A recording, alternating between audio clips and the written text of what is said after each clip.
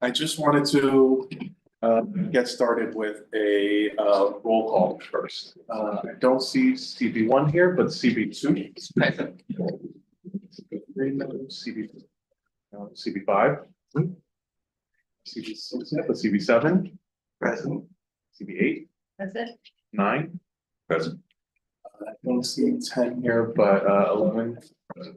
And I know I see Catherine here as an attendee, moving you up to panelist, but I know that she's present as well.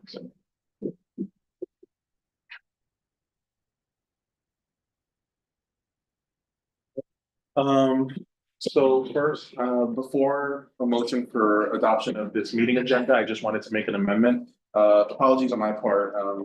Department of the for the Aging is presenting to Borough Service Cabinet tomorrow, so it's an oversight on my part.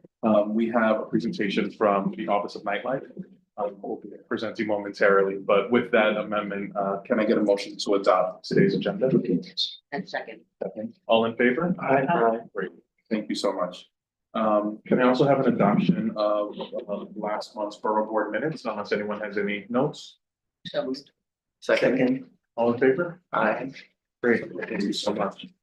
I will do my best to give a brief version of the Borough President's report.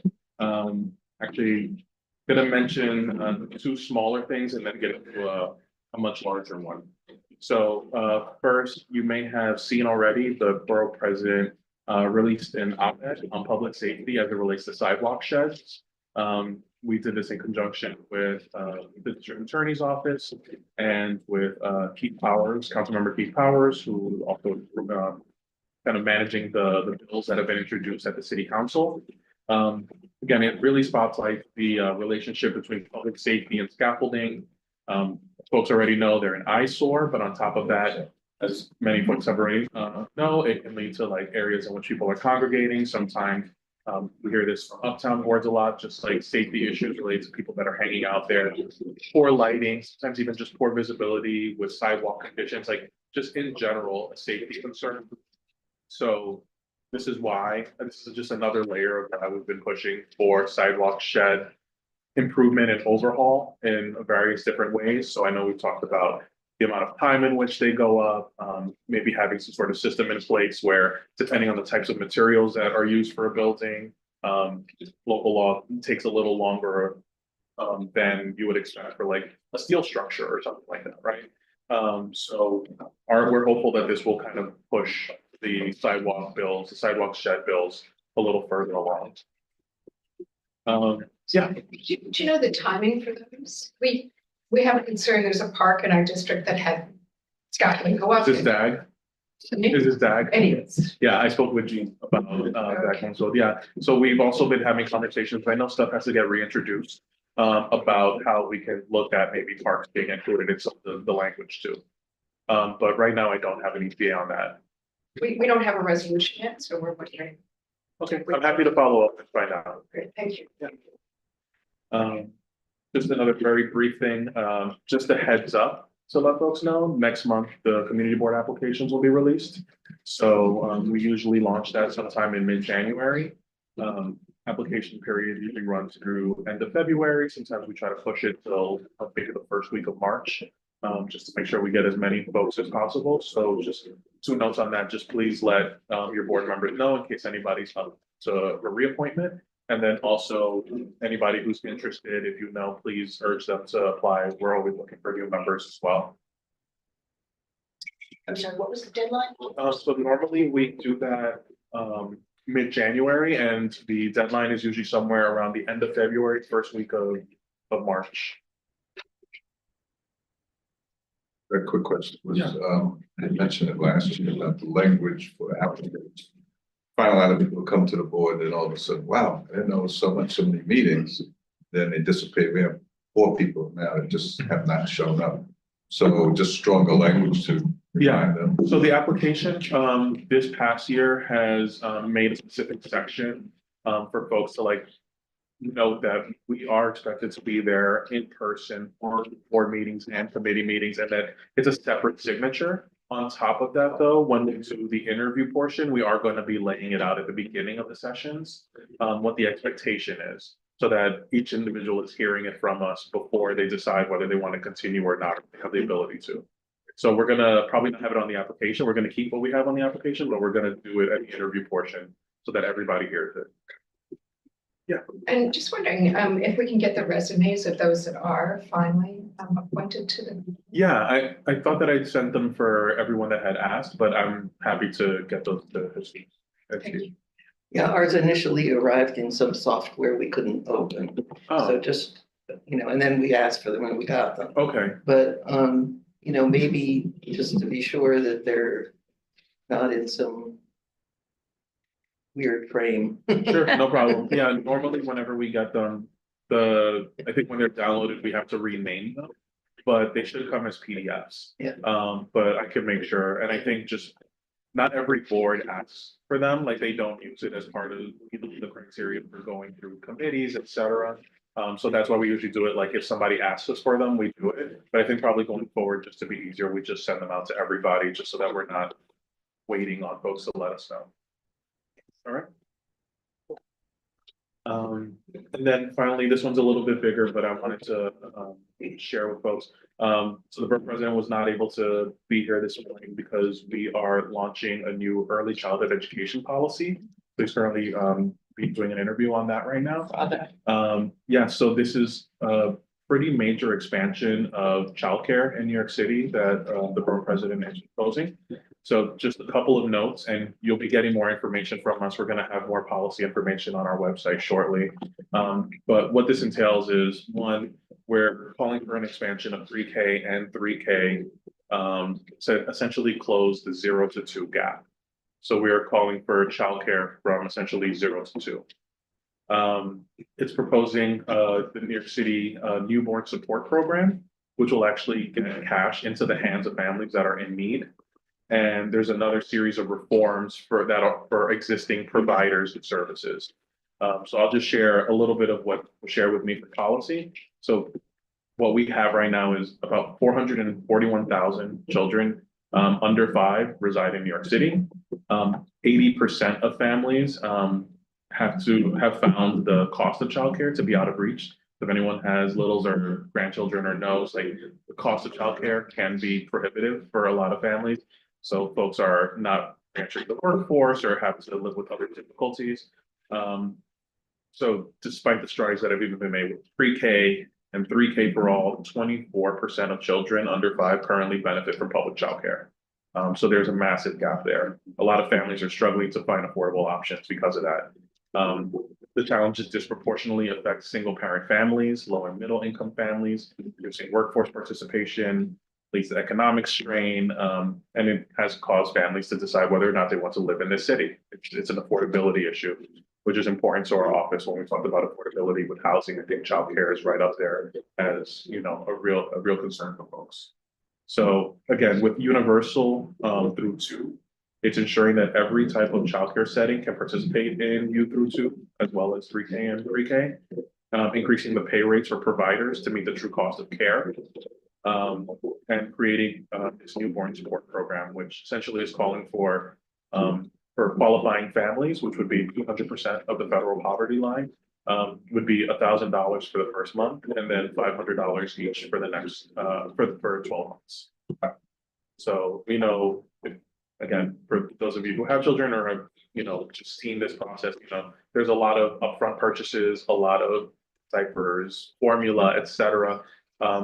Cost of co-payments when you're going to the doctor when your little one gets sick. Like these are things that families really struggle with and kind of eat at the wallet. So I think this is going to be a really good kind of boost for where folks are really hurting.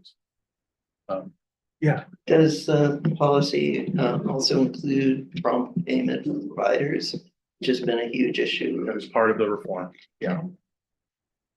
There used to be programs that, say, for example, in our neighborhood, we have a lot of Sunshine Learning Academy, and they could apply for government subsidies from the city. However, they've declined certain locations, which actually, for example, on Lexington Avenue, between 101st and 2nd, that location was denied because they didn't think it merited it based on its geography. However, it was surrounded by Washington houses, Carver, Lexington, and as a result, it wound up being, our kid was able to go there, both of them. But after that point, because they could not enroll in that program, the costs escalated. And a lot of families who could have benefited were denied, so they had to go to the other locations, which were further. So I think it's something to make sure they don't have to do other log out. I can make a note of that. I will say that, I'm, first of all, just shout outs to, the borough president has worked with Carol, who runs our policy unit, as well as, Lynn, who is our main policy person on this.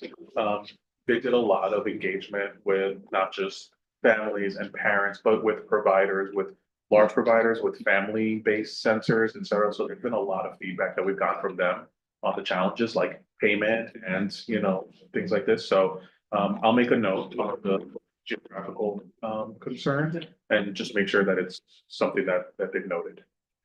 Will there be materials on your website? Yeah, so it's expected, today is literally the first day of rollout, like we just started this interview this morning and we're gonna be rolling out more, but we'll have it on our website. Great. Just one final note, really good news going into the holiday season. I have a deputy director now, so we will have additional support for the team.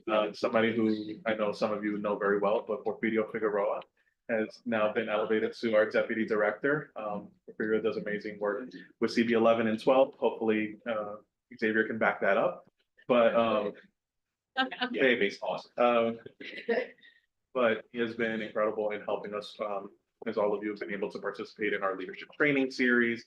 He's really the person that spearheads that for us. Going to be taking on more responsibilities, and I'm really excited for him. So just wanted to make sure everybody knew. With that, as I mentioned, there's a change to the agenda, so if it's okay, we're gonna have a presentation from the Office of Nightlife, and then we'll pass it to LPC. Is that all right? Great. Pass it over to you, Jeffrey. Good morning, everyone. How are you? Good morning.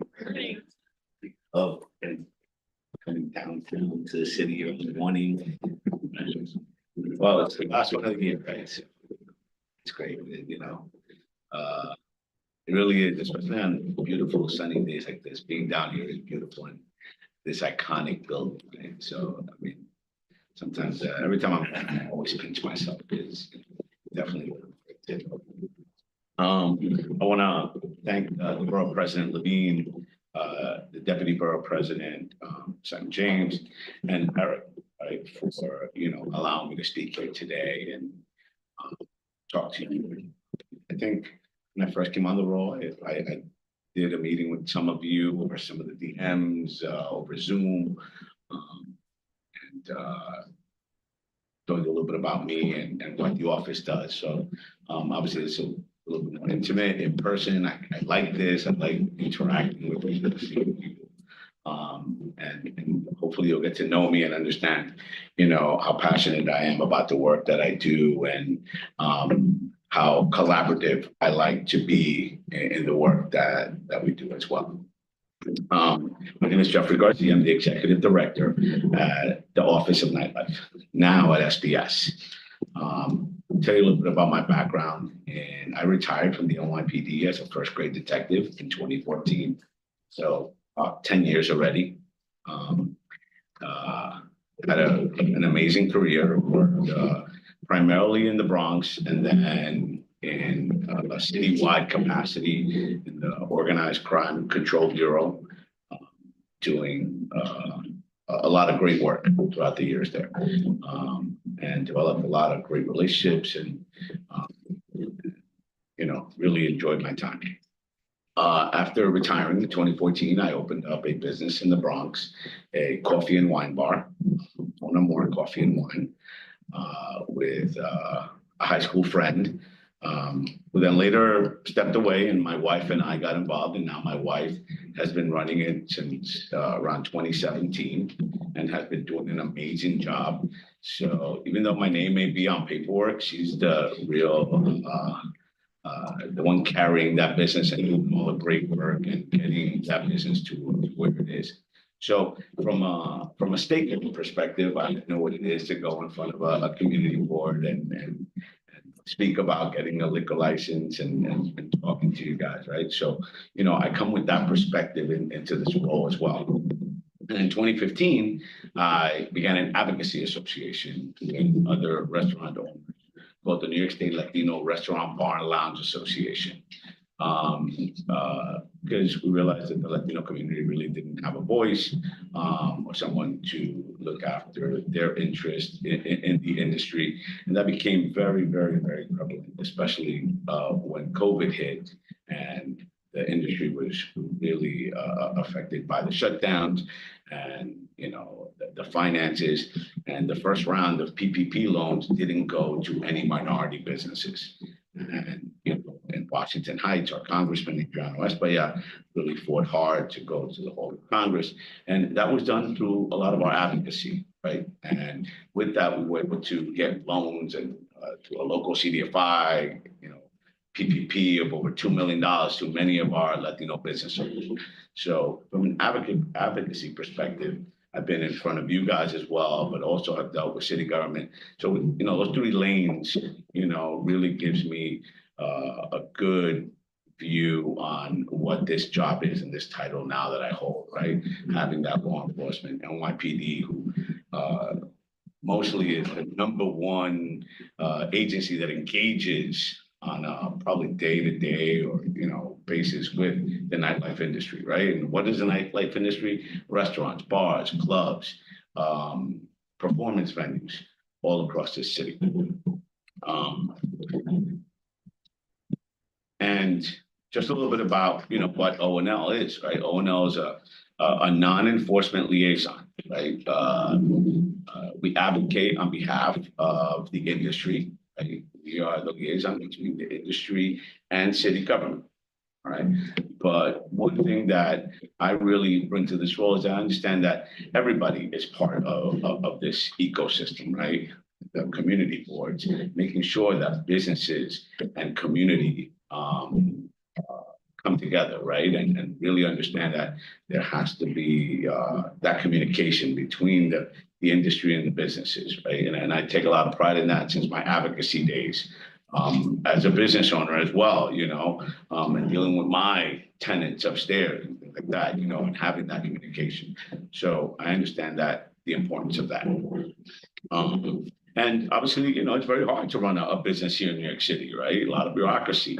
And we're there to make sure that businesses can succeed. It's a priority of this mayor, right? To make sure that people want to still do business here, want to open up businesses, especially post-COVID. We've seen amazing numbers in thousands of businesses opening up during his administration. And, that should make us all feel good, right? That people still love our city. The mayor says it all the time, born and raised here in New York, up in Washington Heights.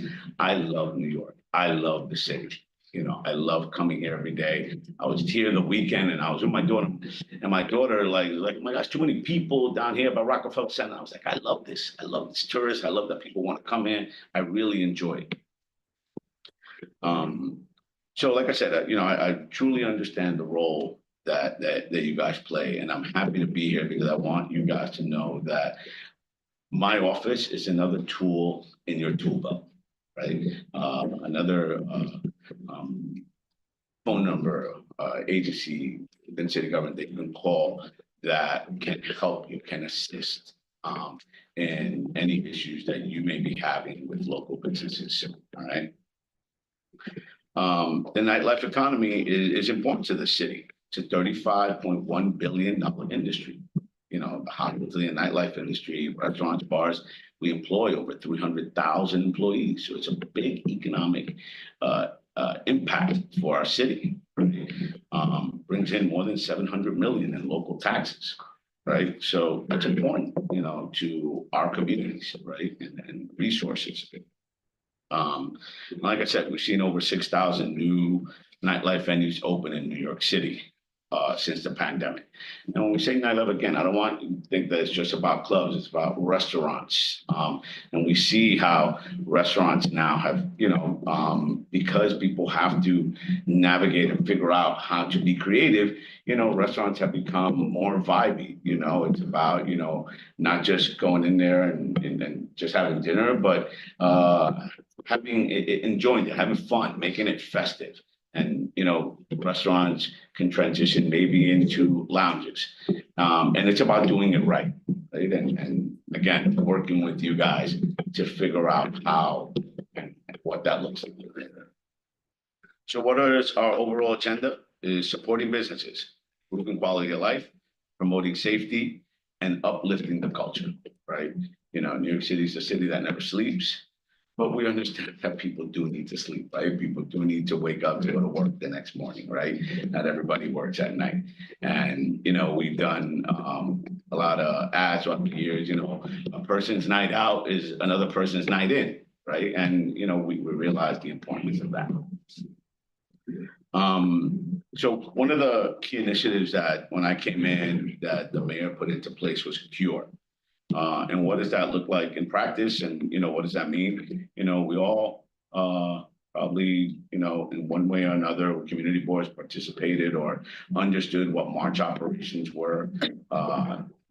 That was that Giuliani era type enforcement on nightlife businesses that could have been problematic, whether it's, with a lot of issues or maybe some minor issues. And, they fell into that. And where, NYPD and other agencies would go into a business on a Friday night and, what they would call a raid and, give them as many summonses and violations as possible.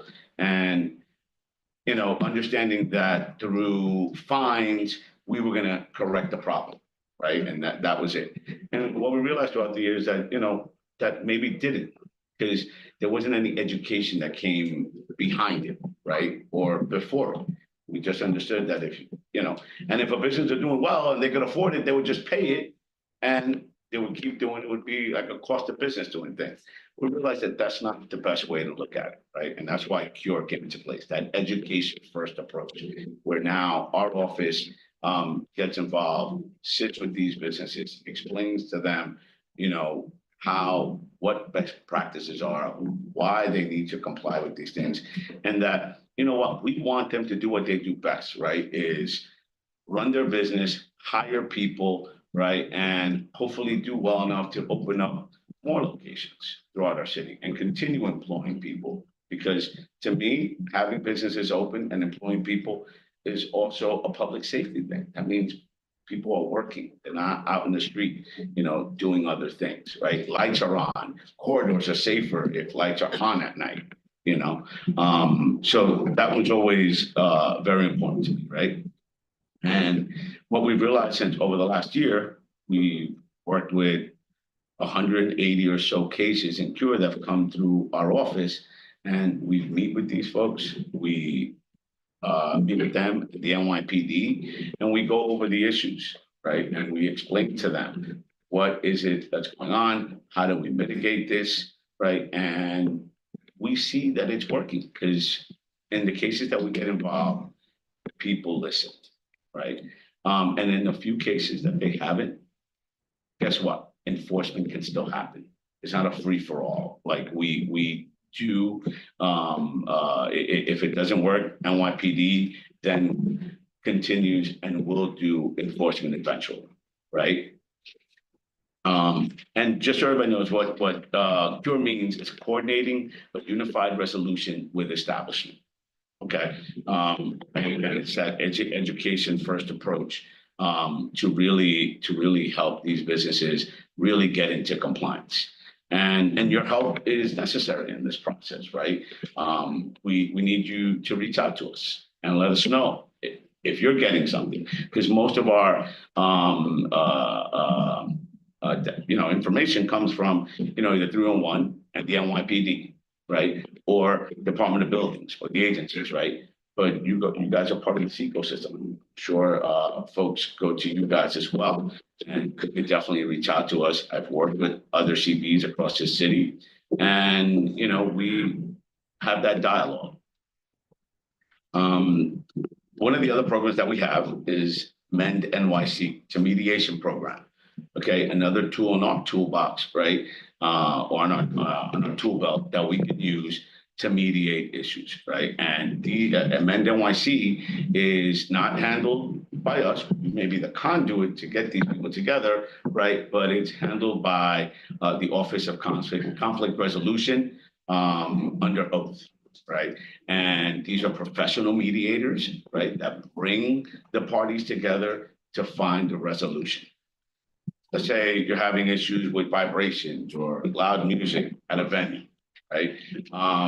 We bring these folks together, and it could be about moving some speakers around. Maybe there is a speaker in the back room and of the nightlife establishment, and that's exactly where the bedroom is. Aside from lowering it, maybe it's a matter of moving that speaker to the other side or to the front, and that may help mitigate some of these issues. So it's about looking for solutions, right? And that's what mediation brings to the table. And what we've realized in those cases that do go to mediation, in 87% of those cases, it does work, right? People do come up with a resolution. People do come up with a communication plan. They exchange numbers. And, you know, if one night it's a little too loud, they'll put a text or a call and say, listen, you know, tonight it's a little loud, you know, and guess what? They lower them, right? I think these business owners understand that, you know what? They don't want issues. They spend their life savings to open up a business, and they don't want to lose it. They don't want to pay, you know, thousands of dollars in fines. So Mend NYC is another great program that we continuously promote, and hope that you guys take advantage of it as well. We have another program called Narcan Behind Every Bar. Obviously, we all understand, you know, the opioid epidemic that we have, fentanyl crisis, not just in New York, but across the country. And again, when we say Narcan Behind Every Bar, we want to make sure that it's not like people are just having overdoses in bars or in restaurants and clubs, but we want to be part of that ecosystem that helps save a life if that arises, or if that arises in front of our businesses, right? We would love to have these in every business, right? So that any one of you, any medical provider, anybody walking down the street that sees somebody going through a situation like an overdose knows that, hey, I can go into this business and we could probably administer Narcan and give that person a second chance at life, right? So we just want to be part of that ecosystem to really help this opioid crisis that's happening, again, across the country and in our city. This is like having a CPR kit, you know, behind your bar, or, you know, so, you know, or first aid kit. So this isn't anything that requires any, it's a short 20-minute that now we became trainers in this Narcan opioid OPP, what was it called again? Opioid overdose prevention program. Yes. We became trainers in this program, so now we'll be able to work with a lot more businesses and really get them into the program as well. We have night school for business owners. Again, this is part of our training to make sure that businesses are aware of up-and-coming rules and regulations, issues, concerns that we may be hearing, again, from you guys, that we hear from the PD, or other sources in the city, right? And we do harm reduction, safety, bystander safety training. We work with other programs as well, which I'll talk about, you know, to help with sexual harassment and sexual assault inside establishments. We have Elevate NYC, right, for the workers in this industry, right? It's not easy dealing, you know, working in that fast-paced environment, right? Hustle and bustle of a restaurant, a nightlife establishment, right? People are drinking. So, you know, these folks go through some difficult times. And we want to make sure that there are resources out there, free resources out there, that they could call into and speak to someone and get the necessary help, right? We all see and hear all the time, right, about the mental health crisis that we're having all across our city. You know, we want to make sure that our nightlife employees are getting some resources, right, to get that help if they need it. And one of the great things now, since moving to SBS, we were at MOAN before, right? The mayor's office of media and entertainment, and it was great. You know, it was a lovely place to be for the years that we were there. But we realized when I came into this, and the city realized that there was more resources and integration of services moving into SBS, right? Small business services. And there, with businesses, we can help free with commercial lease assistance, right? We could help businesses with financing through our Fund Finder program at SBS. We have our NYC Best team. Again, another team that's out there that we can send to these businesses to help with compliance-related issues for free, right? So that we know that businesses are working within the boundaries of the regulations, whether it's Department of Health. These are the folks that work in the NYC Best team, which is the Business Express Service team, are people that used to work in other agencies, whether they work in Department of Building, FD, Department of Health. They were inspectors at one time. So they come with that knowledge and they go into a business and they let them know about things to look out for if and when they get inspected by one of the city agencies, right? So again, one of the tools that we have here in the city that's free to help businesses. And, you know, you're going to see up there the contact information. I can give you guys my number as well, and I'll give you my card. You can always contact me. And just know that you have a friend, a partner, and someone that wants to work with you, right? And the constituents all across our city, right? And I don't know if it came up in the slide, but you know, I think it's important to mention when I said about one of the programs about sexual assault. I mean, we work with Outsmart, which is another program where they coordinate individual visits, right, with establishments where they go and help businesses identify areas within the business, a dark corner, a bathroom that, you know, may have, you know, not well lit or something, and help them to prevent sexual assaults or sexual harassment within the workplace and their patrons. So it's a great program. And again, we want to make sure that when people go out, they feel safe.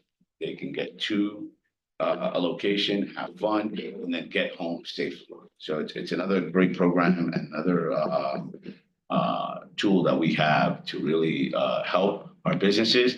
And again, the communities and the people that visit our businesses. Questions? How are you? I know my community board well, I'm CV1. Yes. Yeah. So we've been through the MEND process with public and applicants. We've been through CURE, we've been through many of them. Love a ton of the SBS programs. They're really awesome and they have actually helped a lot of our businesses. I have some questions about MEND and CURE and the rest of it, because while it is not enforcement, I do find maybe you can explain to me what kind of, prior to walking in the room, investigative process that you've done, your office, in the MEND program. So it's not just the he said, she said when they get into the room. What kind of independent research is done? Because my experience has not had anyone from the MEND process even touch the community board to say, have you heard from this applicant? Do you have history? Do you have data that you could share? Do you have complaints? Do you have, what does their liquor license look like? What if, when they come to that room, we're getting a lot of, when they get back to us, he said, she said, and it's a very different perspective. So I'm interested to understand the amount of investigative work that your office does prior to them walking in the room? Yeah, we obviously speak to the parties, right, and get them to come together, right?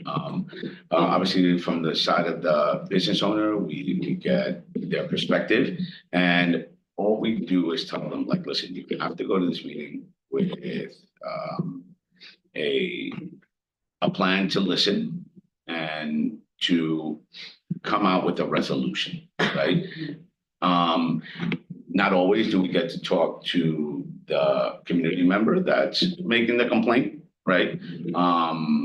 But, you know, our job is to get them to that meeting, right? And we are not involved in the process of the mediation. Again, that is done by a professional mediator and someone that has no stake in either side, whether it's a business owner or the community member making the complaint. And we understand that we don't want somebody that has a stake in it, right? Because we want this person to be completely objective to the information that they're getting. All right. Where Now, is that? I asked about investigative before they get there, because that I think is a crucial piece that's missing. Quite frankly, they get to mend, and we recommend mend often. There's been, it's a he said, she said, and unlike a normal mediation where there's rules and regs and laws and the person's schooled in it, in the mend, it's about just trying to get kumbaya in the room. But where's the enforcement part of, well, here's what the law says, here's what your building capacity is, here's what noise regulations are, here's what your SLA license says. How can we come to make sure that everybody is? Where's that point of mend, that person knowing all that information? Is that possible? let me see, Jose, is that something that, you know, that we can? I think this program was established as an alternative process to the enforcement process. It's not meant to replace any of the enforcement process. It's not meant to overstep any of the the processes that the boards engage in with liquor license renewals. Mediation, conceptually, and its principles are based in, it's a voluntary process that requires the active consent of both parties to come together to communicate, to find resolutions to the quality of life impacts. So you are correct, the MEND intake team does not do an investigative process for what the sort of stipulations are on the license, for instance, as part of the process. They engage directly with both the complainant and the business owner to understand what's been happening, what the nature of the communication's been, what the nature of the conditions are, what the nature of the complaints are. And the objective is to get the parties to communicate, to develop a process to better understand each other, to humanize the situation, and to resolve the conditions person to person. But if the conditions aren't following the rules and the regs. Then there are other enforcement mechanisms that can come into play. MEND isn't meant to replace the enforcement processes. It's an alternative voluntary option for the parties to communicate to try to resolve the situation. And maybe a cure process may have gone or may go simultaneously or before that process. And even though we don't have enforcement capacity, we do bring, and those initial meetings are done with NYPD, who eventually, if the recommendations are not adhered to, then enforcement can happen. But again, With all due respect, all I'm gonna say is we recommend MEND every single time we get complaints about stuff, it becomes an issue. Because we think that it was a great conceptual program. NYPD is so short-staffed, and especially in Lower Manhattan with protests left, right, and central. they don't necessarily have the time to show up if it's not an emergency, they have to deal with emergencies. Well, communicate with us with that and let us know, like these I locations. would wish that the cure and amend process has more understanding of what the New York City rules and regs are. So it's not just people coming to a table to talk. The community board can do that too, and we often end up doing that. That's part of the process of what we do. But what we lean to mend for is, as a arm of a city agency, is to actually be able to have the information to follow the rules and regs. It is a paid agency, it is a good process, it's a fantastic concept, but it has to have the rules and regs to be able to sit at a table and talk to the parties. That's the one feedback that I would give you. And the only last thing I would say is communicate with us, please. If yes, you're right, PD is strapped, especially in Manhattan, there's a lot going on. Communicate with us with these locations. And again, we've gone to visit locations on our own. We understand what the regulations are and the rules. And again, when we meet with these folks and we explain to them what the issues are, right? They have been understanding. We explain to them what getting into compliance is about, right? And we've seen it work. So communicate with us and give us a chance to help you. It's all I'm asking. Thanks. Just in interest of time, I know we have another presentation and I want to get folks out of here on the earlier end. Are there any other questions? I just wanted I to, think Xavier and then Valerie. Is that okay? Go ahead. I just wanted to ask how you get your referrals, like does 311 send you, like we've gotten 20 complaints about noise at X or, I To mean. be 1-1 and through NYPD, obviously through one system, NYPD shows up. Okay. And then obviously if this becomes a problem location, obviously they reach Okay. out to us and send us a cure form. Okay, can Right. And DOE, so same thing Right, with you. okay, because, I mean, at least in my district, it's not so much nightlife at night. We have sanitation issues, so. With the locations, with the nightlife venues. Yeah. Reach out to us. We can, Okay. absolutely, we can be helpful with that as well. Okay. Yeah. Great. These are all like, it's a lot of what we do is a lot of the quality of life issues at nightlife locations, whether it's sound, whether it's sanitary issues, sanitation, and we can be helpful. And We have a referral, a very short online referral form, Okay. that is primarily utilized by NYPD to send in, locations to refer to the CARE program. Happy to share that with Eric, so. That's something that can take direct referrals. Thank you. thanks. Okay, thank you for presenting. I remember being on those calls, and as CB11, we lost 43 businesses in 2 months. And that's beyond, so I'm very much aware and appreciate that. I'd like you to present it to our Economic Development Culture Committee. Let them in, and we have this presentation. We had round robin email, that'd be wonderful. The MEND process, we've not found to be successful, to be candid with you. I've had to actually intercede businesses and the residents who complain, personally done walkthroughs, done it with a couple of our committee chairs and solved the problem in conjunction with NYPD and SLA. So it'd be good to have you, this MEND process more plugged into our community so that people not only utilize it, and to my colleague to expressing, I think, the investigative tools, being able to pass that on and having done direct mediation. I've been given those materials, the 311 calls, the NYPD when they've shown up. One of the challenges is though, when we go to review and renew for the state liquor authority, obviously it's state, city agency. Once we have already authorized a liquor license, getting it rescinded is next to impossible. It is absolutely, and I've actually spoken with the head of this division at SLA. They said it's better to say no the first time and then have them come to you and acquiesce to whatever the demands of the community are versus pulling the wool over our eyes. In case of point, Lighthouse Fish Market did that to us during the pandemic, where they presented a fish market, fried fish. They wanted to serve some drinks at night, beer, wine. We were like, fine. They gave us the map. And they said, oh, yes, that other area is just going to be for when we have overflow. They lied to us and turned it into a lounge. And this became a big issue for that area, which is predominantly residential. We had shootings there. It's right by East River Plaza. So again, in working together, I think this process is to have you more plugged in. So please come present. And it'll be helpful for all of us to find a curative solution. And again, and what I recommend to all of you, please, take our number, reach out to us.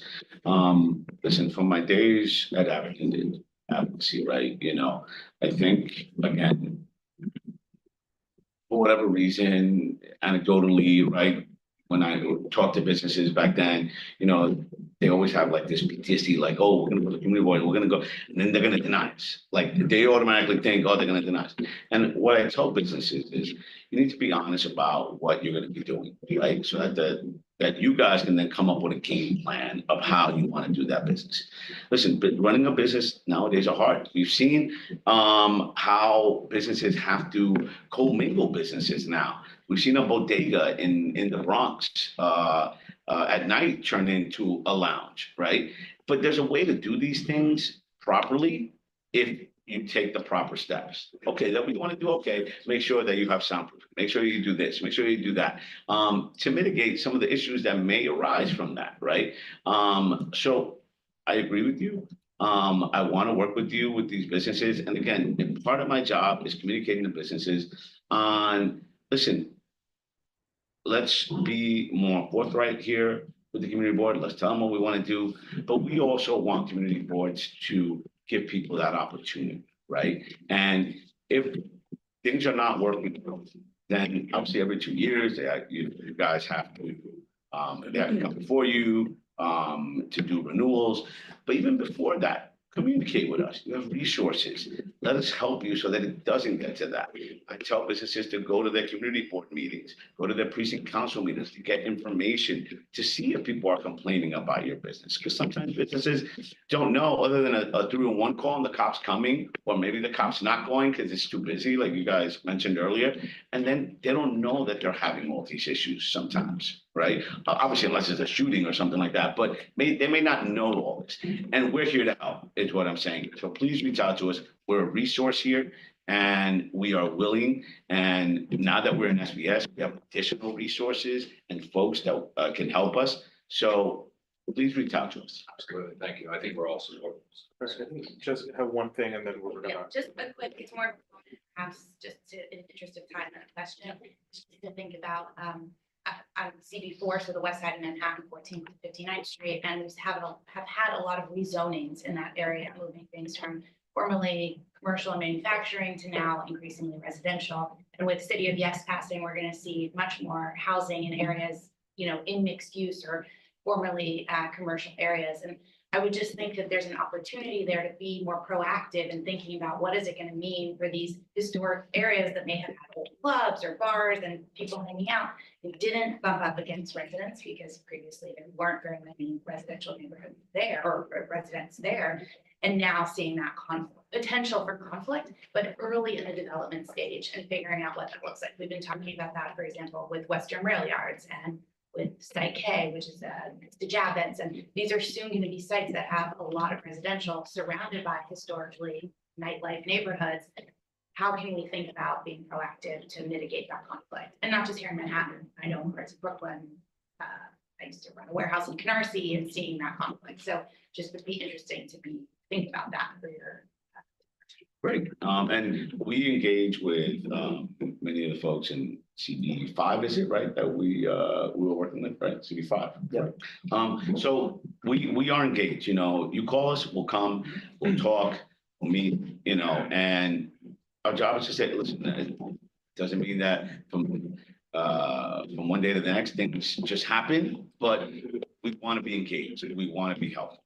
Right, to find these solutions and get these folks to everyone to understand that we need to be better community partners here, right? The community understanding that these businesses need to survive, that they're part of our communities, right? They're part of the livelihood of the city, but that also these businesses understand that they need to be good for the community as well.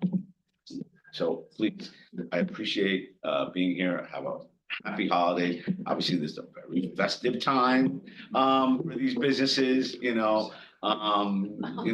so cut them a little slack, the next couple of weeks.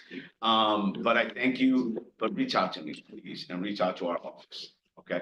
Thank you so much, Jeffrey, and I know that you'll have some folks who probably want to connect with you offline. Absolutely. I'll leave you my card as well, and has my number, and you can always reach out to me.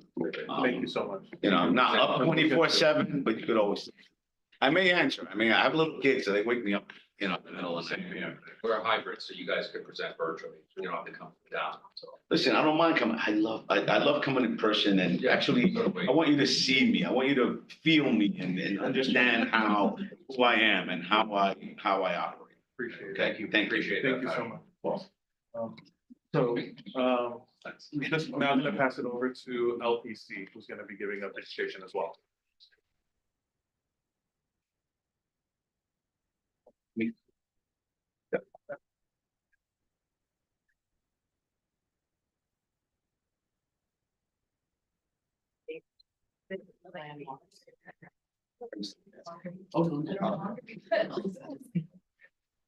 Huge.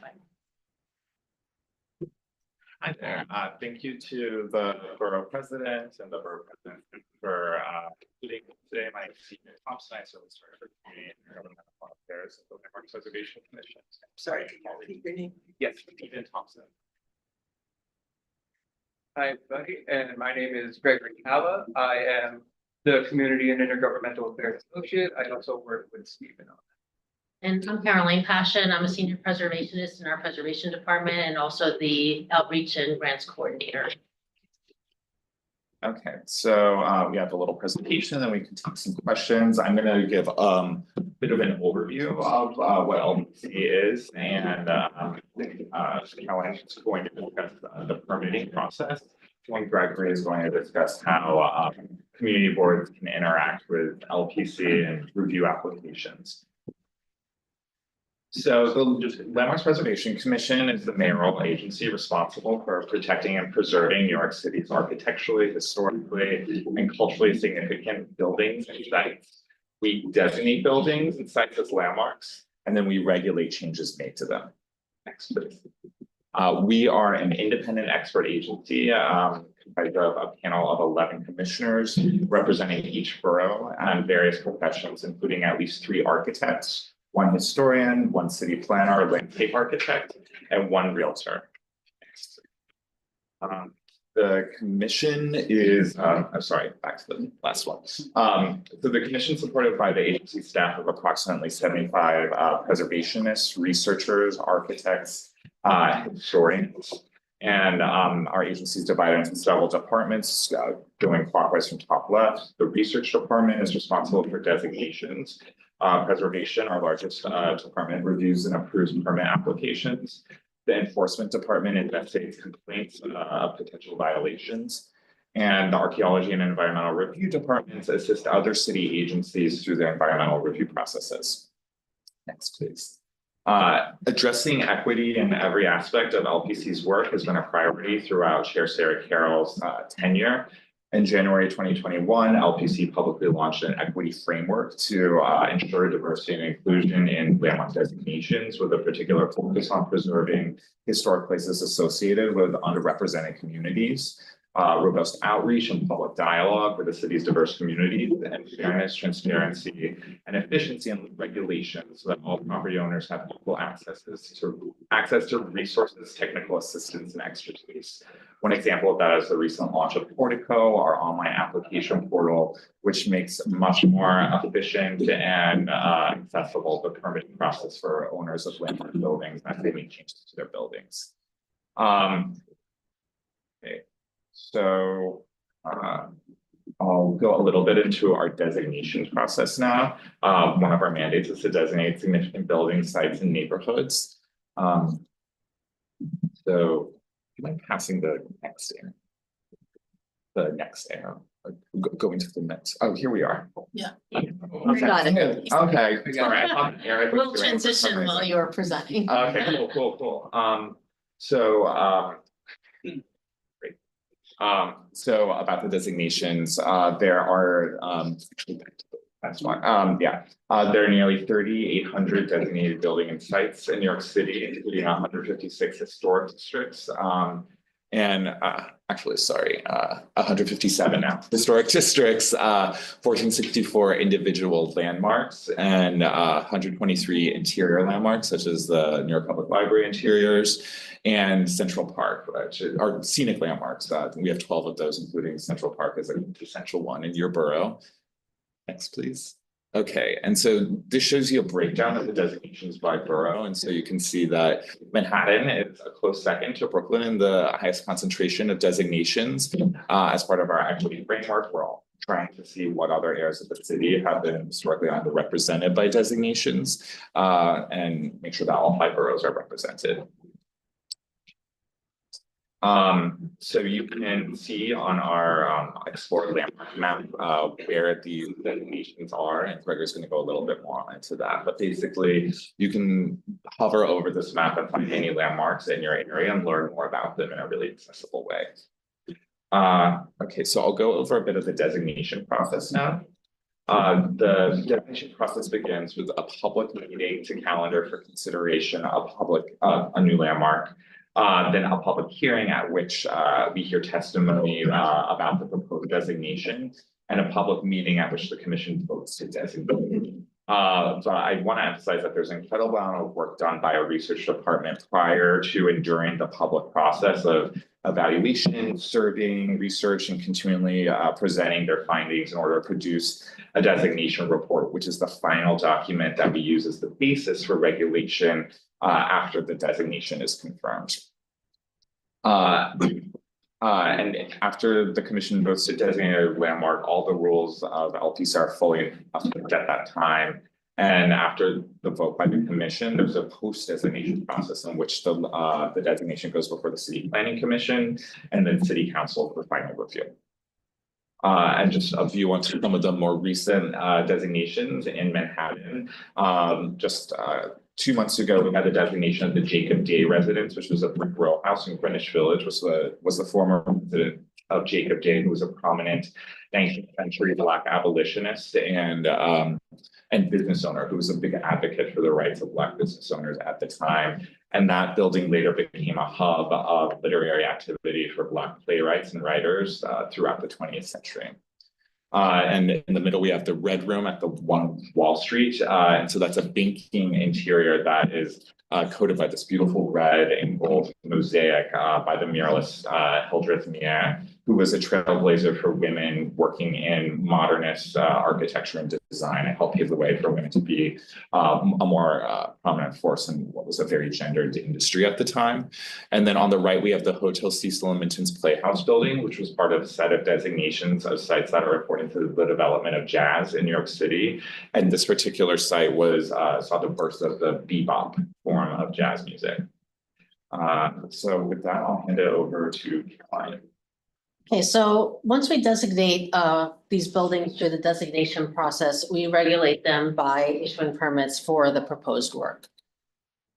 And so we regulate the proposed work by issuing permits to meet the owner's needs and goals, but also ensuring that the work protects the historic character of the building and or the historic district. So the designation doesn't compel owners to go back to the historic condition. If anything's missing, it could remain as is. We really just work with property owners with work that they're proposing to us, and then we work with them in issuing a permit.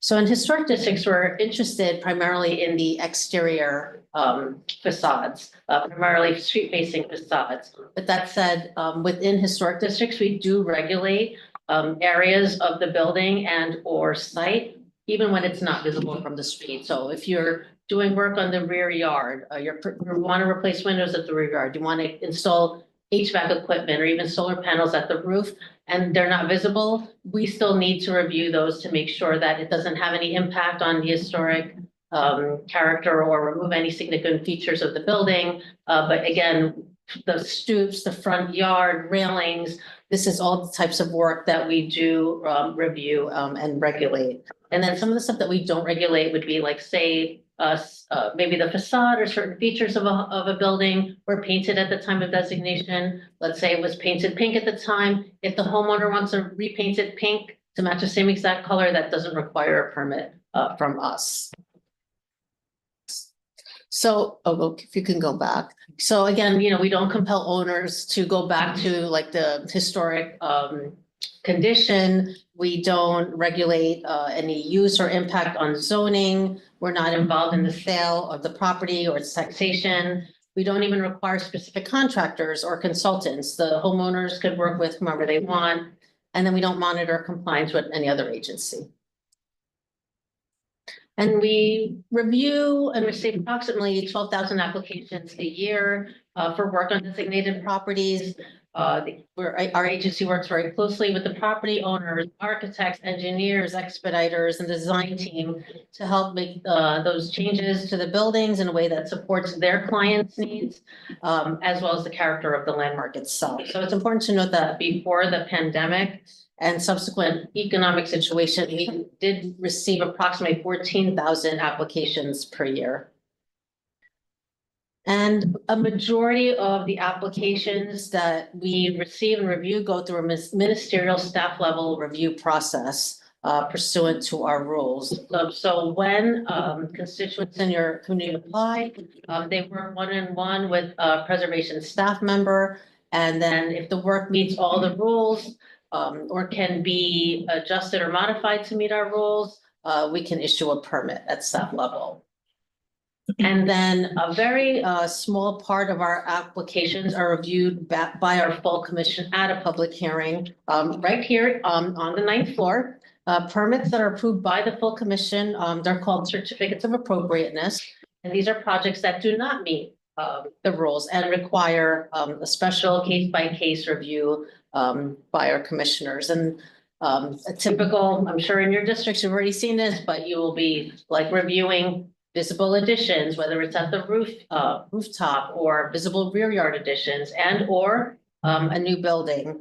But those are typical kinds of work that the commission reviews that doesn't meet our rules. And there's normal fluctuation, even in years where the overall number of applications fell, but overall, the percentage of commission level reviews have basically remained between 3% and 6%. And so again, historic districts are areas of our city that possess architectural and historical significance and a distinct sense of place. So we try to maintain that when we're reviewing proposals. And here's an example of East 25th Street in the East 25th Street Historic District in Brooklyn. And again, looking at the consistent rhythm of windows and architectural elements, projecting window lintels and sills, the parlor floor surrounds, and the cornice.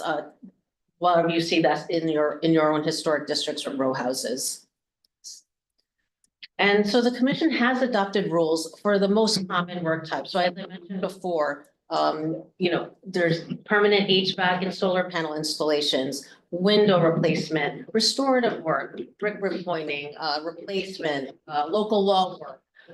These are all types of work that are reviewed and mostly approved at the staff level. And these rules are really created, so there's a shorter workaround time for permits to be issued. And then it helps for us, for our staff to be efficient and time sensitive for certain work, especially when that relates to restorative work at buildings. And that's also time sensitive in terms of the season, right? So you shouldn't really see anyone at this time brick repointing, brick replacement, resurfacing brownstone. That's a big no-no. It has to be at least 45 degrees for at least a 72-hour period. If you see something, please contact us. Let's look. We're dealing with masonry, we're dealing with mortar. It's not going to cure properly in this weather. So just want to highlight that as well. And so what applications go to hearings? So again, anything that doesn't meet the rules, but primarily it's new buildings. It would be any facade alterations. Maybe they want to enlarge window openings at a row house or a building that isn't the typical fenestration pattern on a primary facade. What else? Window and door replacements that don't meet the rules for row houses. Typically, maybe for multi-light windows like 6/6, it would need to be in wood to match the historic material, but sometimes, applicants want to propose fiberglass or aluminum windows, and that would be reviewed by the commissioners. And then, of course, any violations that the staff cannot approve or legalize, that would be reviewed by the commissioners. And what is appropriateness? So again, it really means that the work should be harmonious or compatible with the landmark. Where the commission really just tries to encourage good design through the process, but again, it doesn't have to find that the design is the best, but just looking in terms of the approach. And what could they consider? So, the commission's looking, at the effect of this proposed work on the historic architectural features, the relationship between the design and the architectural features of other buildings within the district, looking at factors at aesthetic, historical and architectural values, significance, the style, design, arrangement, material, color. All of this, means that the work should really be harmonious and compatible with the landmark and the surrounding district. And again, it's important to note that LPC, does not prevent changes to buildings in historic districts. We do not prevent development, but we are regulating them and just making sure that it's harmonious and compatible to the district. And then once again, we don't consider the specific use of a landmark site, whether what type of establishment it goes into a storefront or venue. And then what can we consider? So we're looking at the, specific use of the landmark site that we cannot consider. Again, we don't look at light and air, how it impacts, the neighbors, especially when there are lot line windows involved that get blocked off. And anything like regarding with parking, traffic, construction noise, that's not something that the commission takes into consideration. So some of the, examples that I'm sure some of you have seen in your own districts and have reviewed yourselves would be additions, like rear yard additions. Now, what are you really looking for here at a rear yard addition? Typically the commission does not approve full height additions when it comes to, an addition within a row house. We want to really maintain a sense of that house and building within the row. We want to make sure it doesn't destroy or damage any significant features. We're looking at the height, we're looking at the massing, we're looking at materials. So this all should go into your findings, into your resolution when you're sending these to Gregory. Window replacement, I had mentioned that before. So this is a Italianate style row house, and typically the historic windows would have been 2/2 double hung wood windows. In this instance, the property owner wanted to propose aluminum, and so they had to come to a public hearing.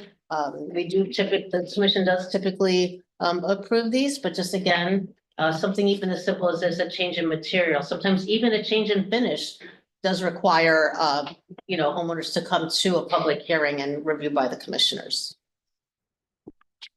And then new buildings, again, when you're looking at new buildings, what is there to consider, right? We're looking at, will it replace anything? So in this instance, it happens to be a vacant lot. Where again, we're looking at height and massing. You're noting that the height of the proposed building is in keeping with the rest of the houses within the row and or on the streetscape. We're looking at composition, we're looking at fenestration pattern, the window openings, again, materials, is there like a base, a middle, a top, you have your base, your ground floor, your middle, your shaft, and then your top. Is it terminated with a cornice? Does it have that kind of typical features that we see in that building or in those types of buildings within the historic district and on that street? And again, here we have, here's a new building. It's, again, the construction of the new building, it fills in the gap of the street wall. We're looking at the design based on a typical row house. Again, materials, windows, fenestration pattern, all of these different types of findings when you're reviewing these applications in your districts is what you'd like to get into your resolutions. and hand it off to Gregory. Okay, hi, everybody. My name is Gregory Calla. I hope that I'm a familiar name for most of you. But if not, I could go down the ground rules of what I typically deal with when it comes to an application that does need to reach the commission. So first, once it is recognized that an application has to reach the commission, we tell them to reach out to the community board, you guys, and they have to first go through your appeal, application process. So obviously, first, the applicant has to go to your committee. Usually that's land use, landmarks, housing. It's different depending on how you operate. We very early on tell them, once it's recognized that they will need to reach out to you, and we will not let them go to our hearing until they do so. So to give you a more fleshed out timeline, this is how it typically goes. Preservation staff person, they will look over the applicant's review, their application. They will determine that this is not a staff level approval. It needs to go to a public hearing. They tell them you need to reach out to your community board. Then that applicant will then present first to the committee. Then the full board will vote on that. Once we have the resolution, I will reach out to you and ask, once I see that it is on the full board agenda, once that's passed, I will reach out to you and ask, hey, do you have a resolution yet? And hopefully you do. I reach out as many times as possible until I get that resolution. And once we have that and everything is ready to go, they present to the commission and hopefully they get a permit.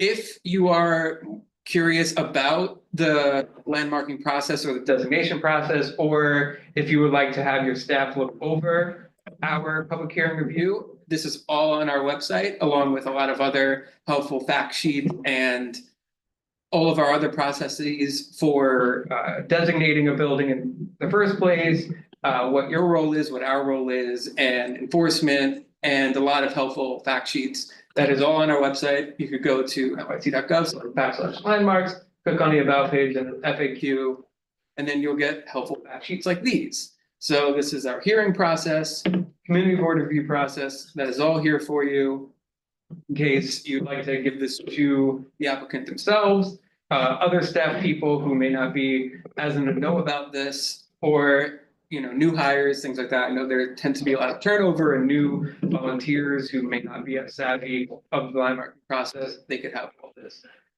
This is one sample of our fact sheet. We just recently implemented new rules for solar panels. In case you would like to read up on it, it is all on our website and very helpful and informative. Another part of our website is the hearing page. This is where you can find our most up-to-date hearing agenda. We update these weekly, and we also, by the Friday before our hearing, we have the times all ready to go when each application item is scheduled to present to the commission. And we also have the YouTube link. So if you would like, you could follow along on YouTube. We live stream it every Tuesday. For your resolution, this is what we hope every resolution has at the bottom of it, where you could detail the type of application right at the top, go over the pros and cons of the application, if there are any cons, and then at the bottom, we like a very clean, therefore be it resolved that the board approves or denies this application. You could also provide further details, but try to have it as concise as possible. So when we read this out to the commissioners and the public, that they have a very brief general understanding of what the board is in favor of or in opposition to. This will apply to only a few boards, but I think it's worth mentioning. So every now and then, there will be an application at a park or a scenic landmark, like say Central Park is paving a new road, or they are renovating one of the buildings within the park. We've seen this with Riverside Park as well. That means that the Parks Department will have to present this to their local community boards. And this also we've noticed that sometimes it is just the Parks Committee within the community board that hears it and not the Landmarks Committee as well. We would like to find a more streamlined approach where both the Parks and the Landmarks Committee could see these presentations in tandem with one another. Also, because the Parks Department will have to also go to not only just the community board, but also PDC, planning and LPC, we would try to make this as streamlined as possible. So any way that we could work on a resolution for this would be very helpful to everybody involved. So this is our homepage. Like I mentioned before, this has a lot of very helpful links and resources that you could have. You could share with staff members, you could share with applicants. You could also just share with residents who may have general inquiries about this. As I noted before, the upcoming public hearing agendas, we usually have the last 3 months or so of agendas on our homepage. Once it passes, we have the agenda with the actions that the commissioners ruled on. So if you're curious about application that came to our board, let's say it's September 2024, and you remember it happening, but you don't want a quick refresher, you can look up here and get the agenda right away and see what we heard on. We also have 2 specific maps. One is our Discover New York City Landmarks, where if you are curious about whether or not a building is already landmarked, whether it's part of a historic district or if it's an individual landmark, you could go on our Discover NYC Landmarks page right here. You could type in the address right at the top hand corner of the page, type it in, and you'll see whether or not it's a landmark. This is very helpful because sometimes you're just walking around your neighborhood and you see work happening and you're wondering, that looks weird. I wonder if that got approval from LPC. So first you could look. We do that often. Yeah. So this is. And then we ask why. Yeah. Why? Out of our jurisdiction. Yes. So first, this is step number 1 you see on our Discover Landmarks. And then step number 2 is our permit application finder. So once you see that, oh, this is a designated building, you could then look to see, was this work approved by us? And this is very up to the minute, not up to the minute, but very up to date. We do our best, but this is very up to date permitting, and this is going to give you helpful insight as to whether or not work that you may not have been aware of, it did get approved and it is on the up and up and everything is fine. One thing I will also add before passing it back to Caroline is that another way that we try to be as transparent with community boards as possible is we share a monthly update of all the permits that we pass, as well as enforcement data, and we share it with every community board at the first day of every month, first work day of every month. If you are not receiving this, please feel free to contact me and give me the email that you would like to have on this list. I know sometimes we've received emails like, hey, this person left, please update this and put this person here. So if that's happened, if this doesn't sound familiar to you, please feel free to contact me and I will put your email on this distribution list and make sure that you're receiving this. And without further ado, I'll pass it back to Caroline to go over funding opportunities and grants. Yeah, and we just wanted to quickly mention that in case you weren't aware, that the LPC does administer a very small historic preservation grant program. And this was established in 1977, and it's available primarily for facade restoration on designated landmarks or indoor buildings located in historic districts. And the grants ranging typically from $10,000 to $30,000 for eligible work.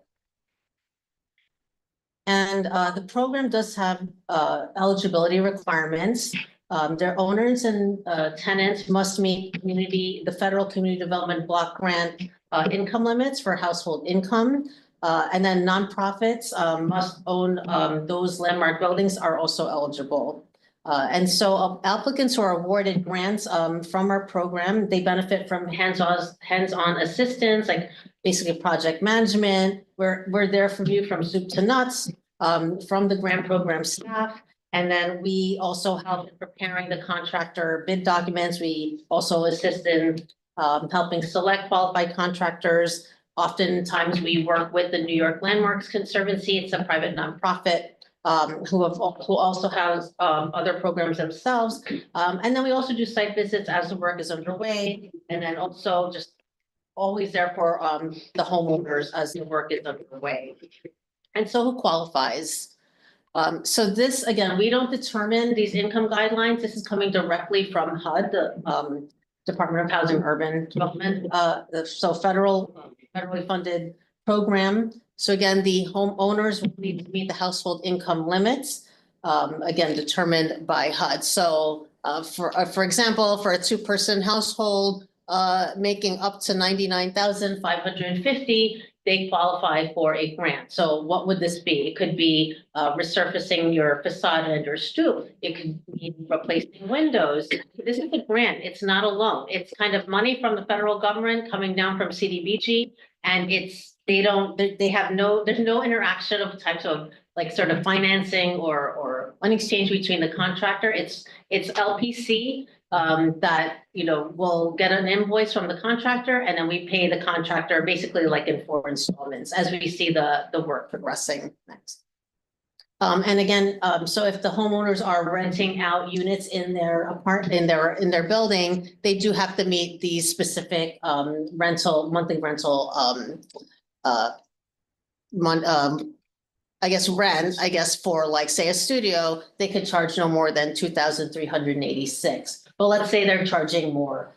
So there's another way of still getting the grant. They just can't, they have to make sure that the rent is no more than 30% of that tenant's income. Next. And then if they make a little bit more than that, we have a way where that they could contribute. So then we have sort of a matching program. And so I guess for the 2-person household, if they make under 24,400, let's say a project costs, $10,000, they would contribute 20% of the overall project cost. Okay, so what are qualifying conditions? So like if something's like falling off the facade, if it's an emergency condition, if there's like major roof leaks, that's not something that would qualify because it takes a bit of a long process. The grant staff, we review the applications. There's a lot of back and forth. We're looking at 1040s from the homeowners. We do the site visits. It also gets removed by our Office of Management Budget. There are oversight agencies, so they look at all of this. They want to make sure that these homeowners do actually qualify for the program and would get a benefit from this. And so what are some examples? So we had a grant project out in Staten Island. There was some ivy, clearly biological growth. By the time everything was done, they removed the biological growth. We did the brick pointing. Alas, there were windows at the 2nd floor and in the attic. And then some of this was repairing some of the wood elements and repainting. This was down Henry Street Settlement, down on the Lower East Side. It was a nonprofit. They also got some financial assistance from the New York Landmarks Conservancy. And this was to restore missing ironwork at the areaway. And then, this stoop and disrepair, this is in Mont Haven in the Bronx. So the grant was for resurfacing the stoop. And so again, we, are here, take any questions. We're also on the 9th floor, stop by. But let us know, and anyone's out there in Zoom. Lots of questions. I saw Sandy first and then Tammy at the Xavier. And that was Just wondered what the community board process is for designation. Does the community board have any role when you designate? There's not a role for the community for the designation process. Do at least let us know. That's not part of the formal process. You're on your own. Tammy. Part of LPC determinations we've seen include what's listed on your website about economics, strengthening the economy of the city, as well as stabilizing and improving property values. Can you elaborate a little bit more what kind of metrics are used to determine the appropriateness with those factors and what determines if that has any weighing on whether it's a staff level versus work. Okay, so the factors that determine whether something is staff level or refer to the full commission are outlined in the landmarks law. And so that information is available on our website. And we should cite it, it's not at the top of my mind. And so the qualities that you mentioned at the beginning of economic revitalization and, sorry, what was that? Stabilize and improve property values, Right. protect strengthen the economy of the city. And how do those weigh in terms of appropriateness as opposed to some of the other things that are listed under appropriateness for, we were talking about row house and heights and things like that. Right. Where does the economic factors come in the determination of appropriateness? We really focus on the aesthetic appropriateness of an application, and I mean, there's not specific percentage or ratio of the way a decision is weighed by the commission based on those factors that you mentioned those are part of our mission, whereas we have more clear kind of standards that are in the landmarks law. Okay, and then just two other quick things. When we're talking about community board, and of course, how long does it take to get a building designated? Because I know that community boards often submit and support letters to get buildings designated. There's no set number amount of time for the designation process. LPC is conducting surveys all the time of different parts of the city.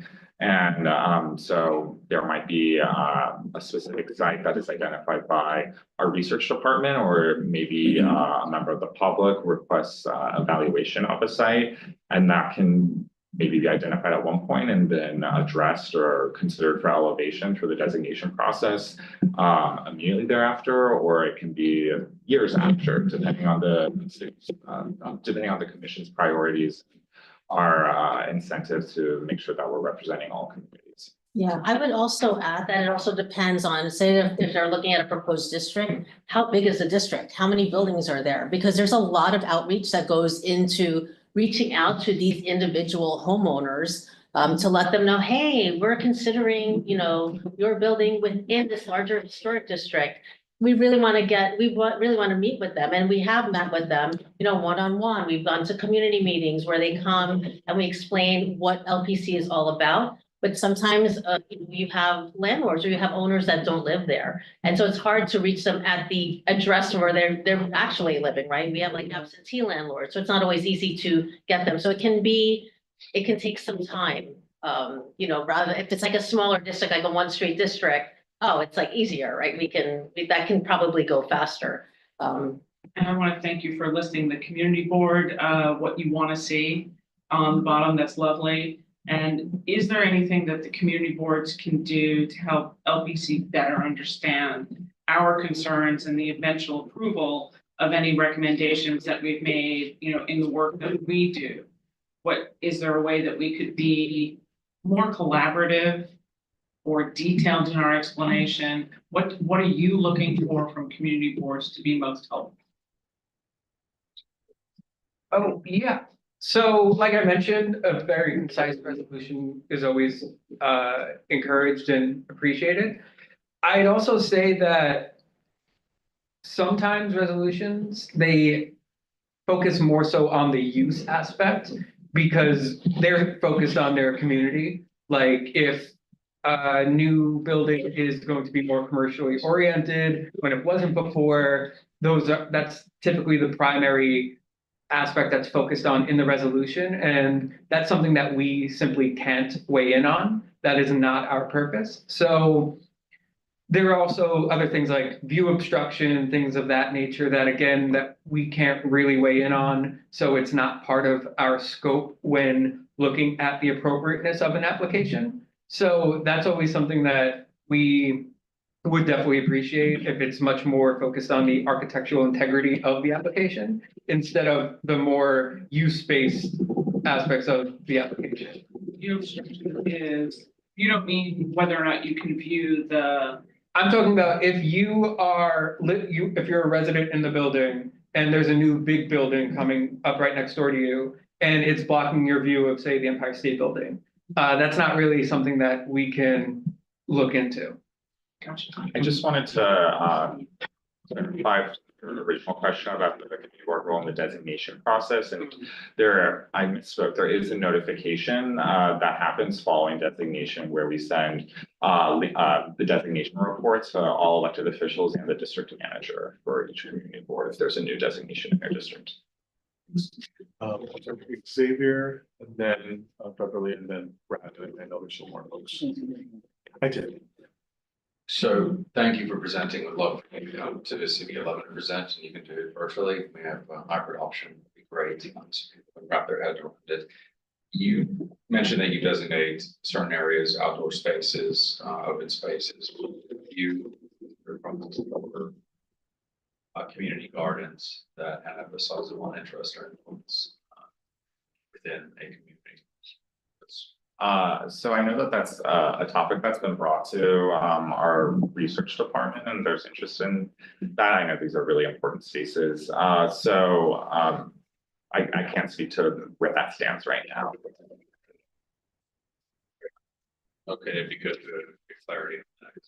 Right, East Harlem has a high concentration of community gardens and spaces. Some are overseen by Green Thumb, and there are others, like you said, that were hand in glove with LPC and parks, which is good to see. So we just like clarity on that. The Berkshire Building and was that building? I'm not sure. We can look it up on the map though. Thank you. Yeah, the West Side has more than its fair share of historic districts, as I'm sure you're aware.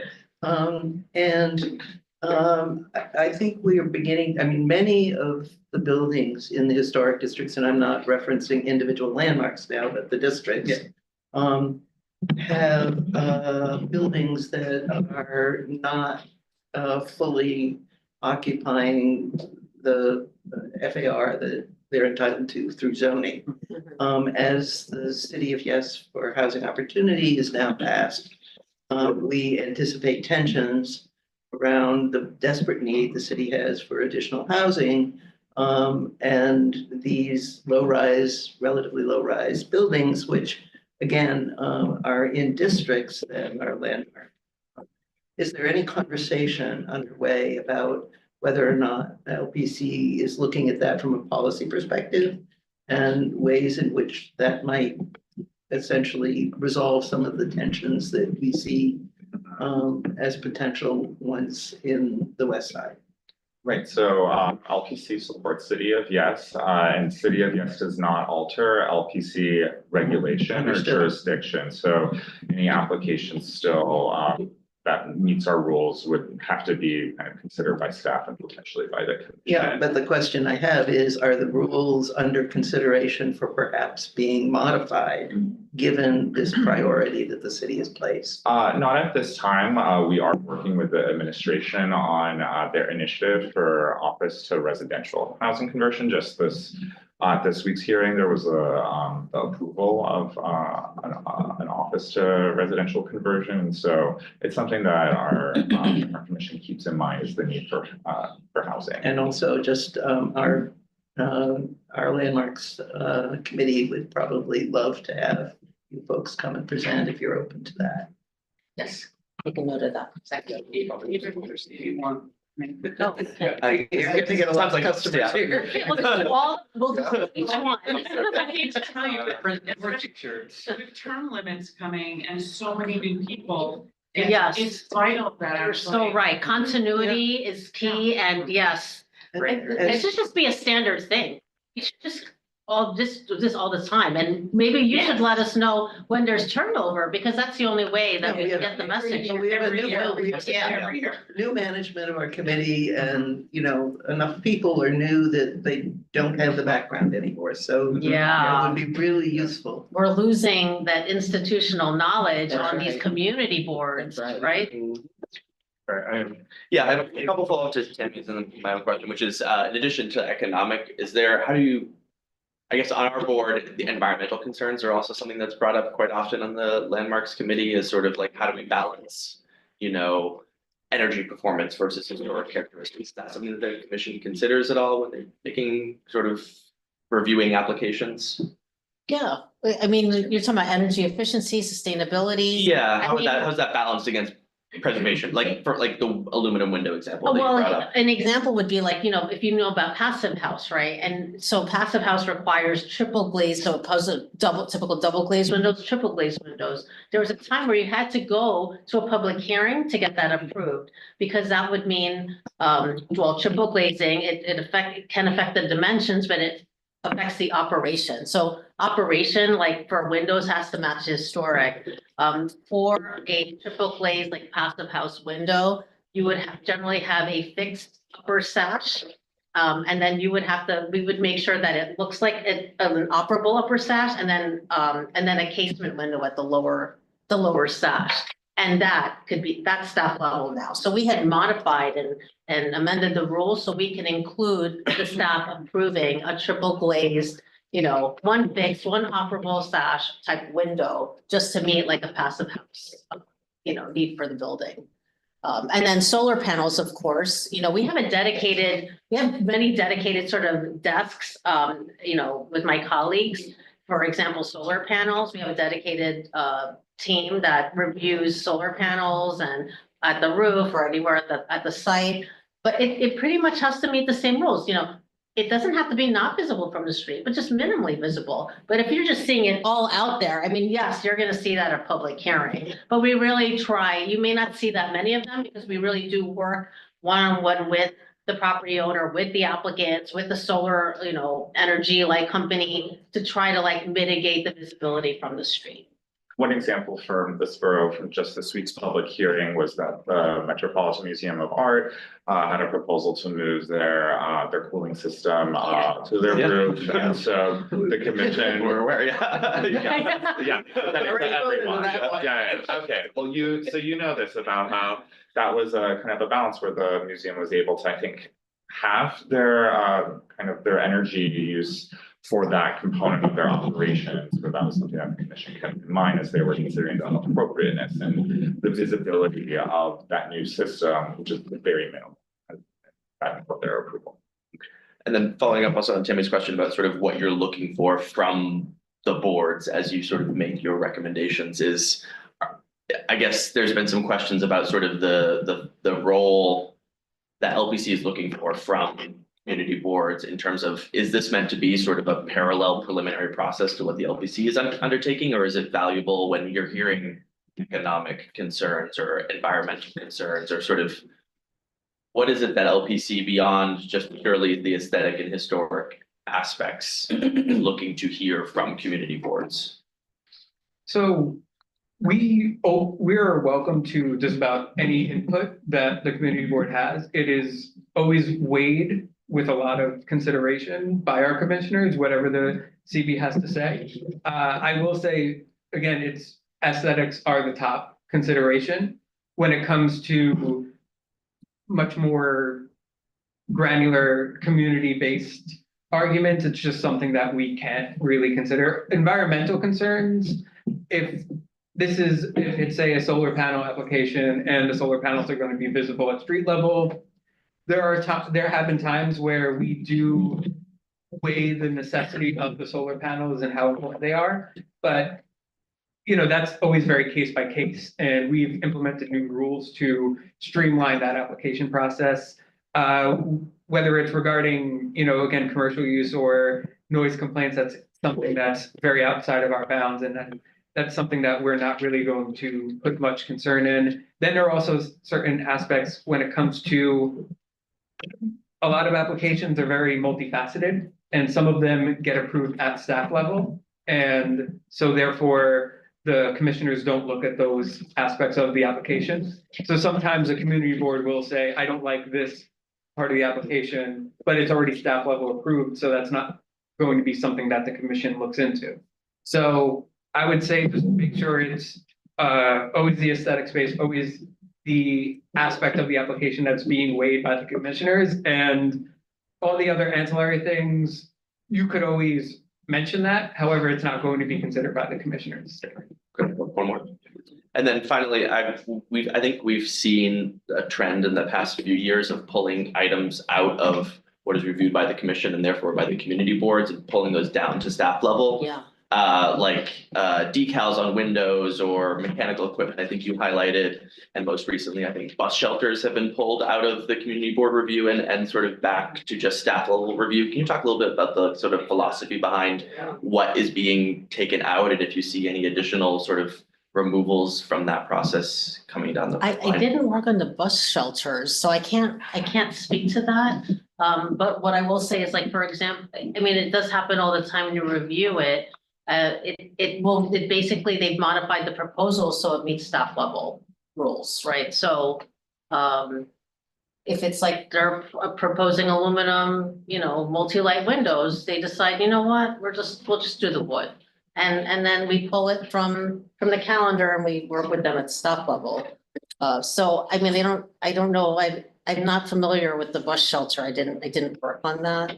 Well, I mean, I guess what I'm asking is more like from the commission itself, it seems like there is an approach to move items from commission review to staff review and sort of what the thought process is behind that. Oh. And sort I of see. if there are more of those coming.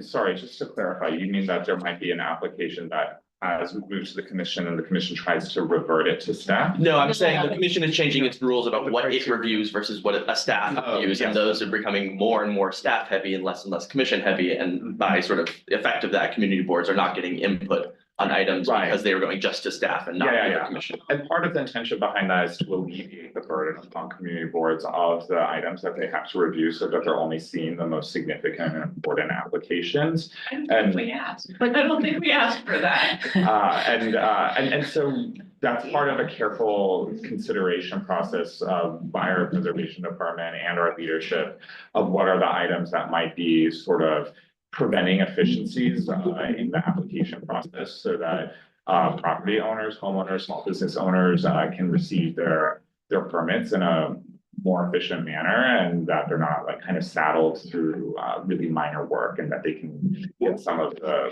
work that they need done in a more efficient way. Well, wait a minute, are you saying that you had already reviewed the proposal and then? No, I'm saying there are rule changes by the LPC. Right. To change what bucket like a change goes in. So the decals, for example, or the mechanical equipment used to be reviewed by the commission and therefore by the boards, but it's now the rule change thing 2 years ago. So now it is only being reviewed by the staff. And so the boards don't get an opportunity to weigh in. And I think we issued letters for that rule change and the one before saying we do not wish for this change to occur, but they still did. So that's sort of where I'm just wondering, are there more of those coming that you are aware of, or? I mean, the commission's always looking to identify efficiencies in our permitting process. Okay, but then no imminent ones, I guess. Not that I know of. Okay. Yeah, I know that there's we're gonna be revising the rules again, but I don't know like when that's happening and which specific work types are going to be part of that. But we're always looking at something to revise with the rules. And then, Thank you. thanks. And then Valerie, I think you had a question? Yeah. And then Jessica, and then I think we'll wrap it up.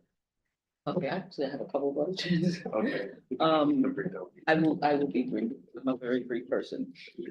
As far as neighborhood preservation, can you, if it's not a big deal, you can tell me where to look. Where is the most concentrated neighborhood where preservation or landmarking is in effect, if you understand my question? The highest concentration of The designation. highest concentration of designated. Right, so we can pull that data. I don't have that off the top of my head, but and that is available to the public through the map. You can see very visibly. Yeah, I thought maybe you could throw up on that. Yeah, so if you want to go to nyc.gov/landmarks, cover on. If it's quick, I don't want to. It's available at the very very much like on our homepage. Okay, all right. What community board are you with? Hmm? Which community board are you with? Pen. Okay, yeah, so that has a really high concentration. It has 5 historic districts. And I don't know how many individual landmarks are seen. But you can see here on our website, it doesn't delineate the number, but you can see kind of just the landmarks in your Yeah. district, yeah. Okay, I have another question that is not actually a community board question. So there's a church in Harlem, the Abyssinian Baptist Church, that was landmarked some years ago. And I was told that, okay, so when you landmark an edifice like a church, are the windows, if they're stained glass, are they included in the landmarking? And they Absolutely. cannot be changed? Well, no, they need to send an application to us if Okay, they but want to you can- change it. You can put in an application to change. They must put in yes, churches, synagogues, all types of religious institutions must Right. apply to landmarks for any types of work on Of their course. exterior Okay, and or site. okay.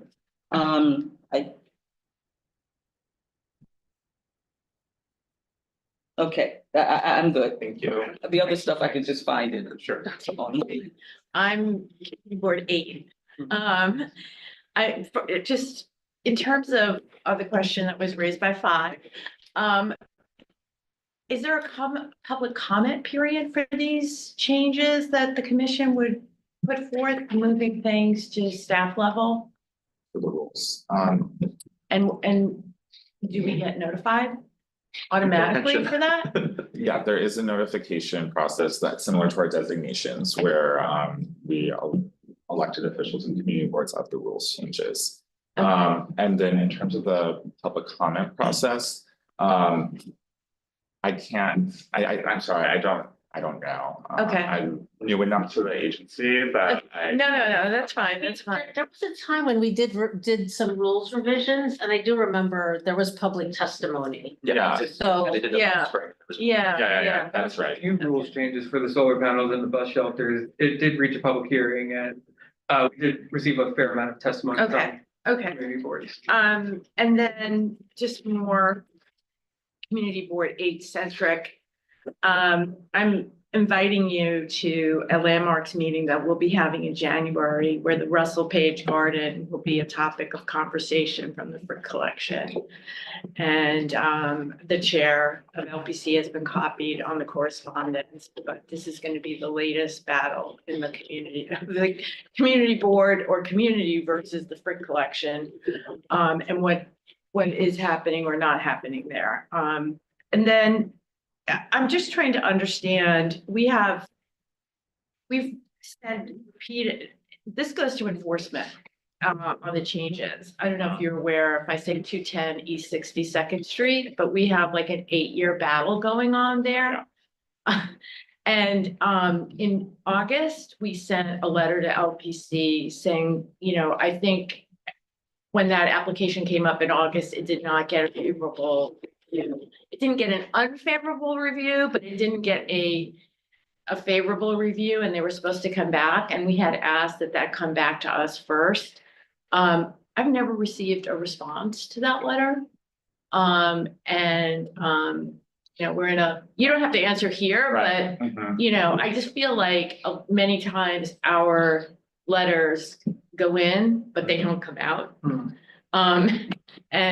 It's very frustrating for us, quite frankly. I think a letter like that would be classified as testimony for a permit application, so that's shared with the commissioners in advance of their review and potential vote. Well, when it says we'd like the matter to come to us first, I think that requires a yes, no, maybe. But we just feel like we don't really get a lot of response. And I think that we need to send very specific resolutions that pertain to the architecture.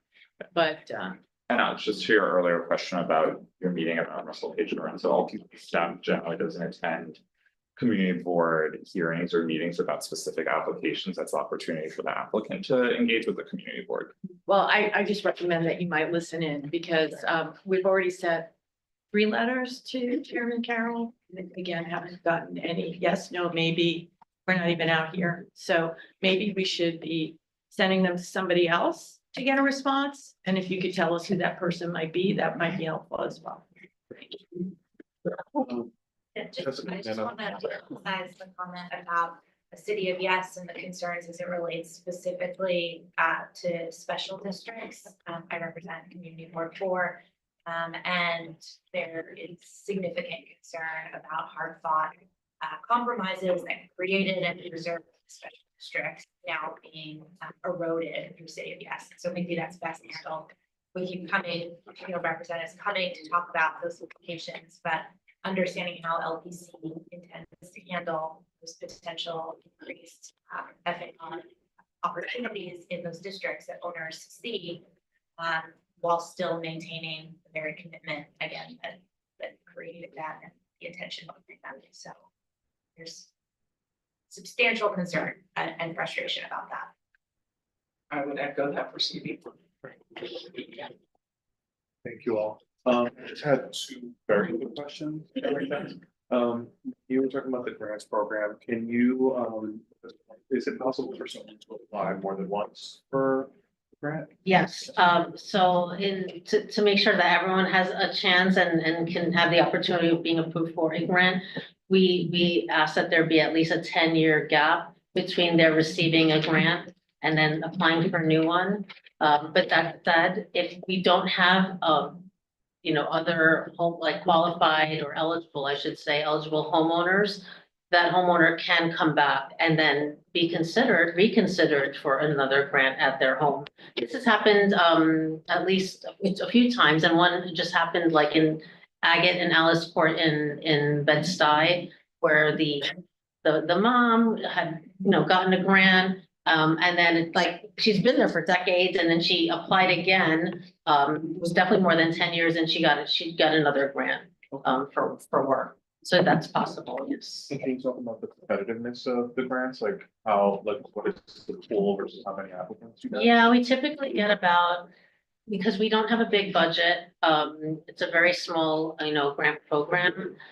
So we typically get between 4 to 5 homeowners, and then maybe 1 or 2 nonprofits. That's what's been happening lately. What I'll say is that, so because it's federal funds, we've been tasked to make, and now going forward and going back, that any type of grant project that affected painted surfaces, we need to make sure that there's no lead paint present. And so we've had to go back and find lead contractors to then go back to all these different projects and to either mitigate or abate lead. And then for nonprofits, they have to abide by Davis-Bacon and make sure that the workers are getting paid a prevailing wage. These are just some other aspects to the grant that comes with the award. Thank you so much. I want to thank you, Caroline, Frederick, for being here. We really appreciate it. As you can see, it's a very important topic to all of our boards, and I feel like you'll be attending a lot of board meetings in the future based on the feedback. So thank you so much. It's all good. Thank you so much. Thanks. Happy holidays. See you next year. Yeah. Or sooner. Well, I asked her questions, so she had to jump into something else. All right, I'm gonna pass it now to chair reports. Please feel free to be brief or even out to report if you so choose. Catherine, I know it's 12 months, we were normally going to be 12. She had to jump, and I know you had a hard out, so it's okay, Xavier, do you wanna? Does everyone mind if I Was just that right? briefer than last one? Real quick, we have our executive tonight. We have to start. We were done at 8:10 p.m. So yes. Had an opiate forum, getting people connected to services. It was really well attended. This evening, we have a vote on a business improvement district for 125th Street, which will actually complete river to river. Barbara Askinson, a bit, and actually lives in CD11, but runs the bit in 10.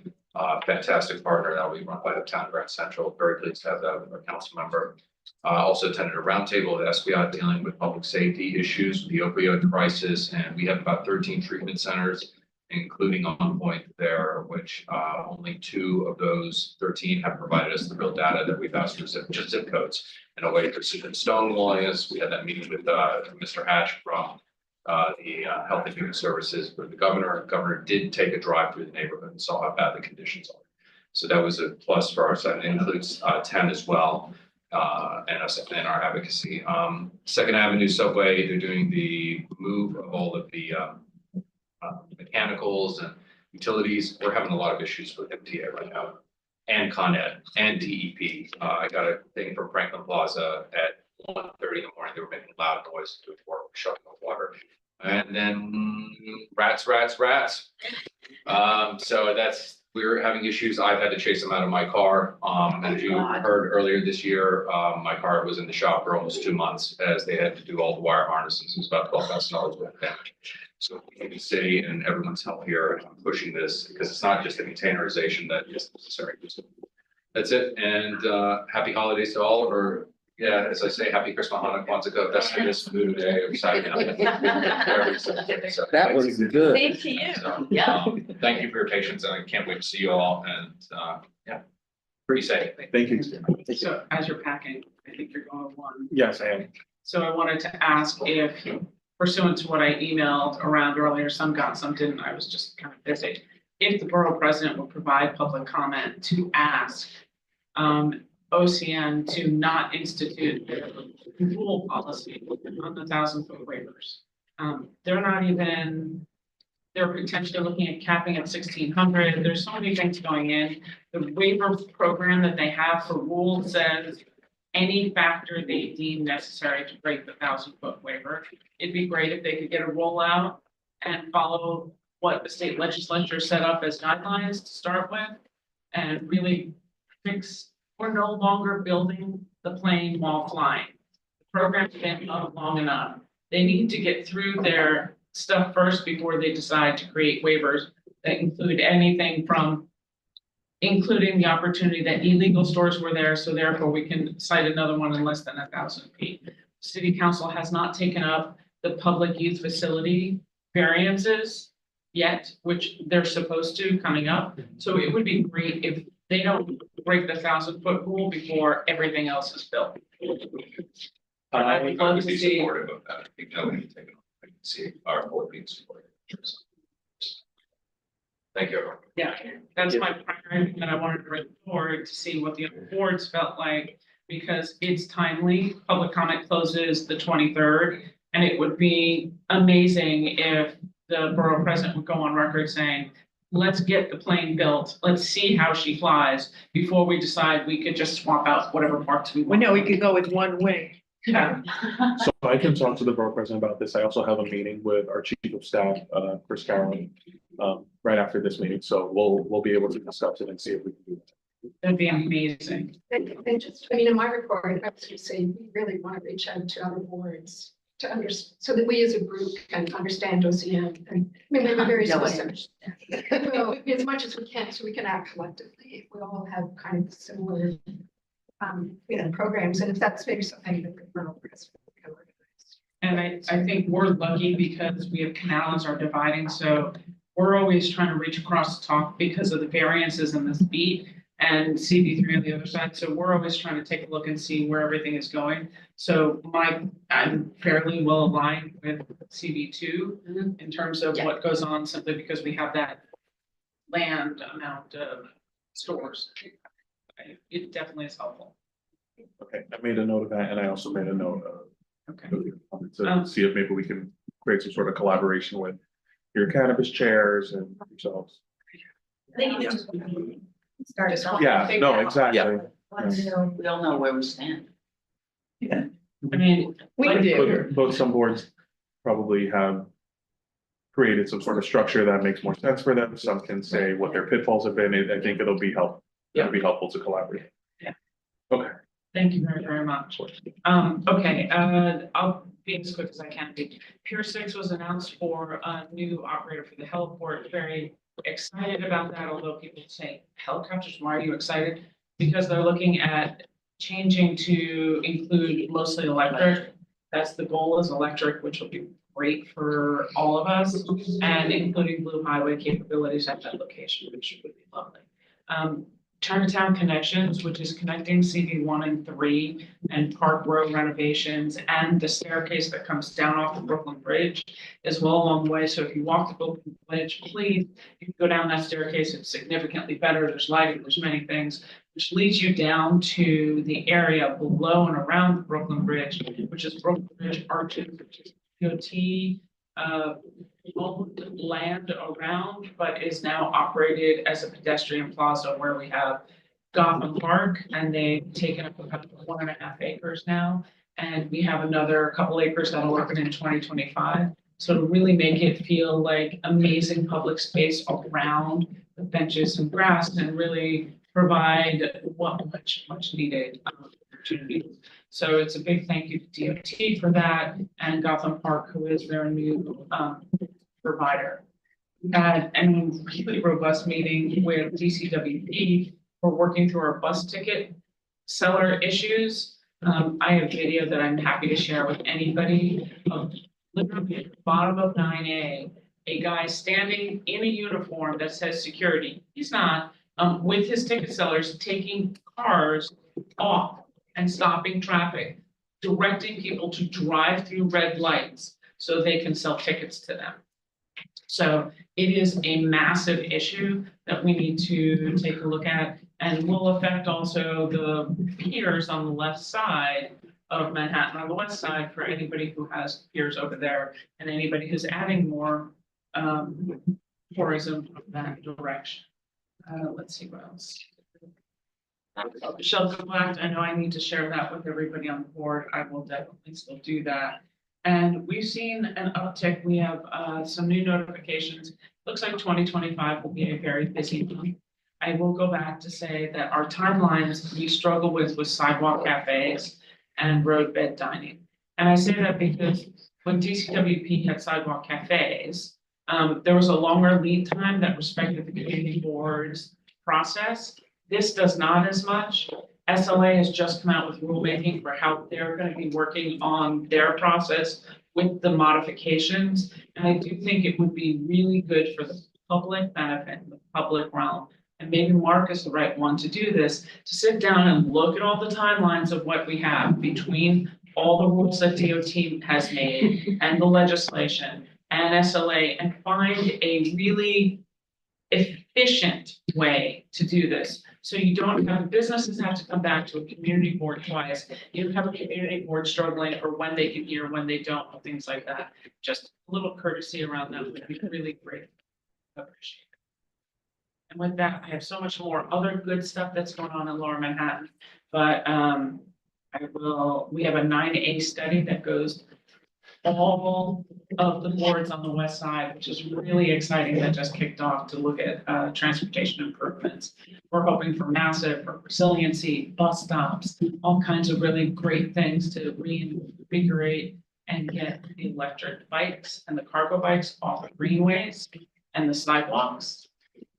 And hopefully 9A can be a key for success for that. And so with that hopeful idea going into 2025, I thank everybody around this table for their partnership and camaraderie. We are a large island with different needs, but at the same time, we all serve the public realm. So thank you all. Thank you, Tim. Susan. Thank you. Since Tammy was talking about the outdoor dining and the need for coordination, I will start with that. That is a really important idea, because DOT has made it very clear to us they're not going to be dealing with anything outside their direct purview. We had a helpful meeting with the borough commissioner and his staff earlier in the week.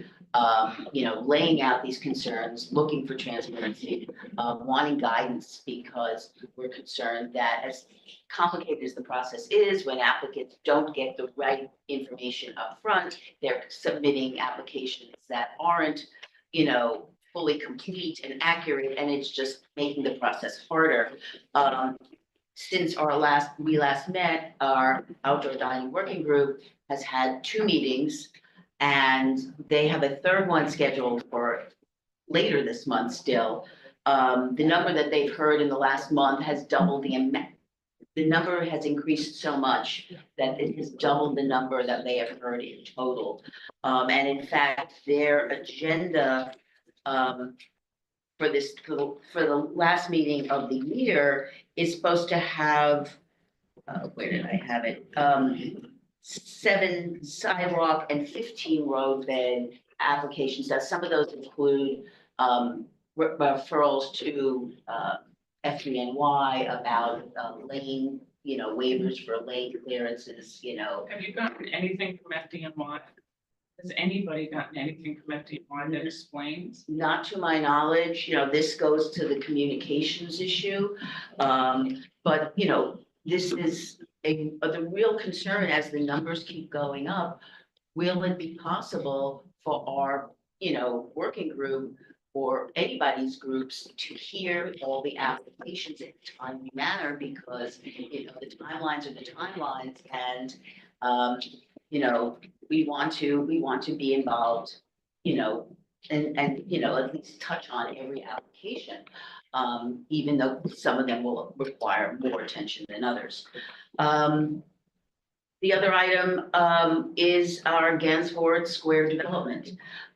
We had a first presentation to the public on the 11th by Economic Development. Great turnout, a lot of interest. The things that really stood out that were of concern to the community was the fact that the residential tower component of this is proposed to be 600 feet tall. It is so so beyond anything else that is nearby, and it dwarfs even the other tall buildings such as the Standard Hotel. It's, the second thing is the question of affordable housing.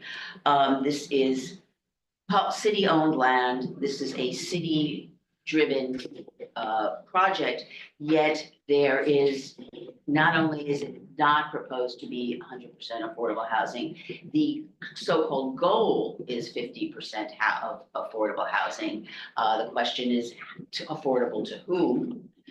And there's been a lot of concern that, why is city property being developed in this way? The response has been, well, we can do it faster than HPD. And yes, speed is of interest, but we're told, well, this is also a plan that won't cost us anything. And that's never true. It's costing us potentially hundreds of units of housing, of affordable housing. So our land use committee had a second meeting after this and it is proposing that, first of all, the process is also going very fast. We had our first meeting, presenting to the public on the 11th of December, and EDC is proposing to send out their RFP next month.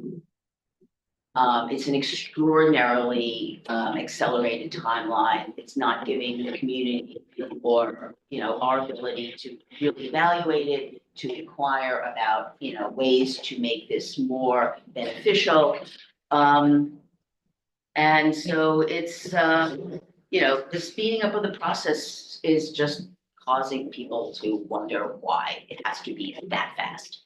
And those were just the 2 items that were really stood out this month for us. And just again, echoing Tammy's and Xavier, happy holidays, everybody. Thank you all so much.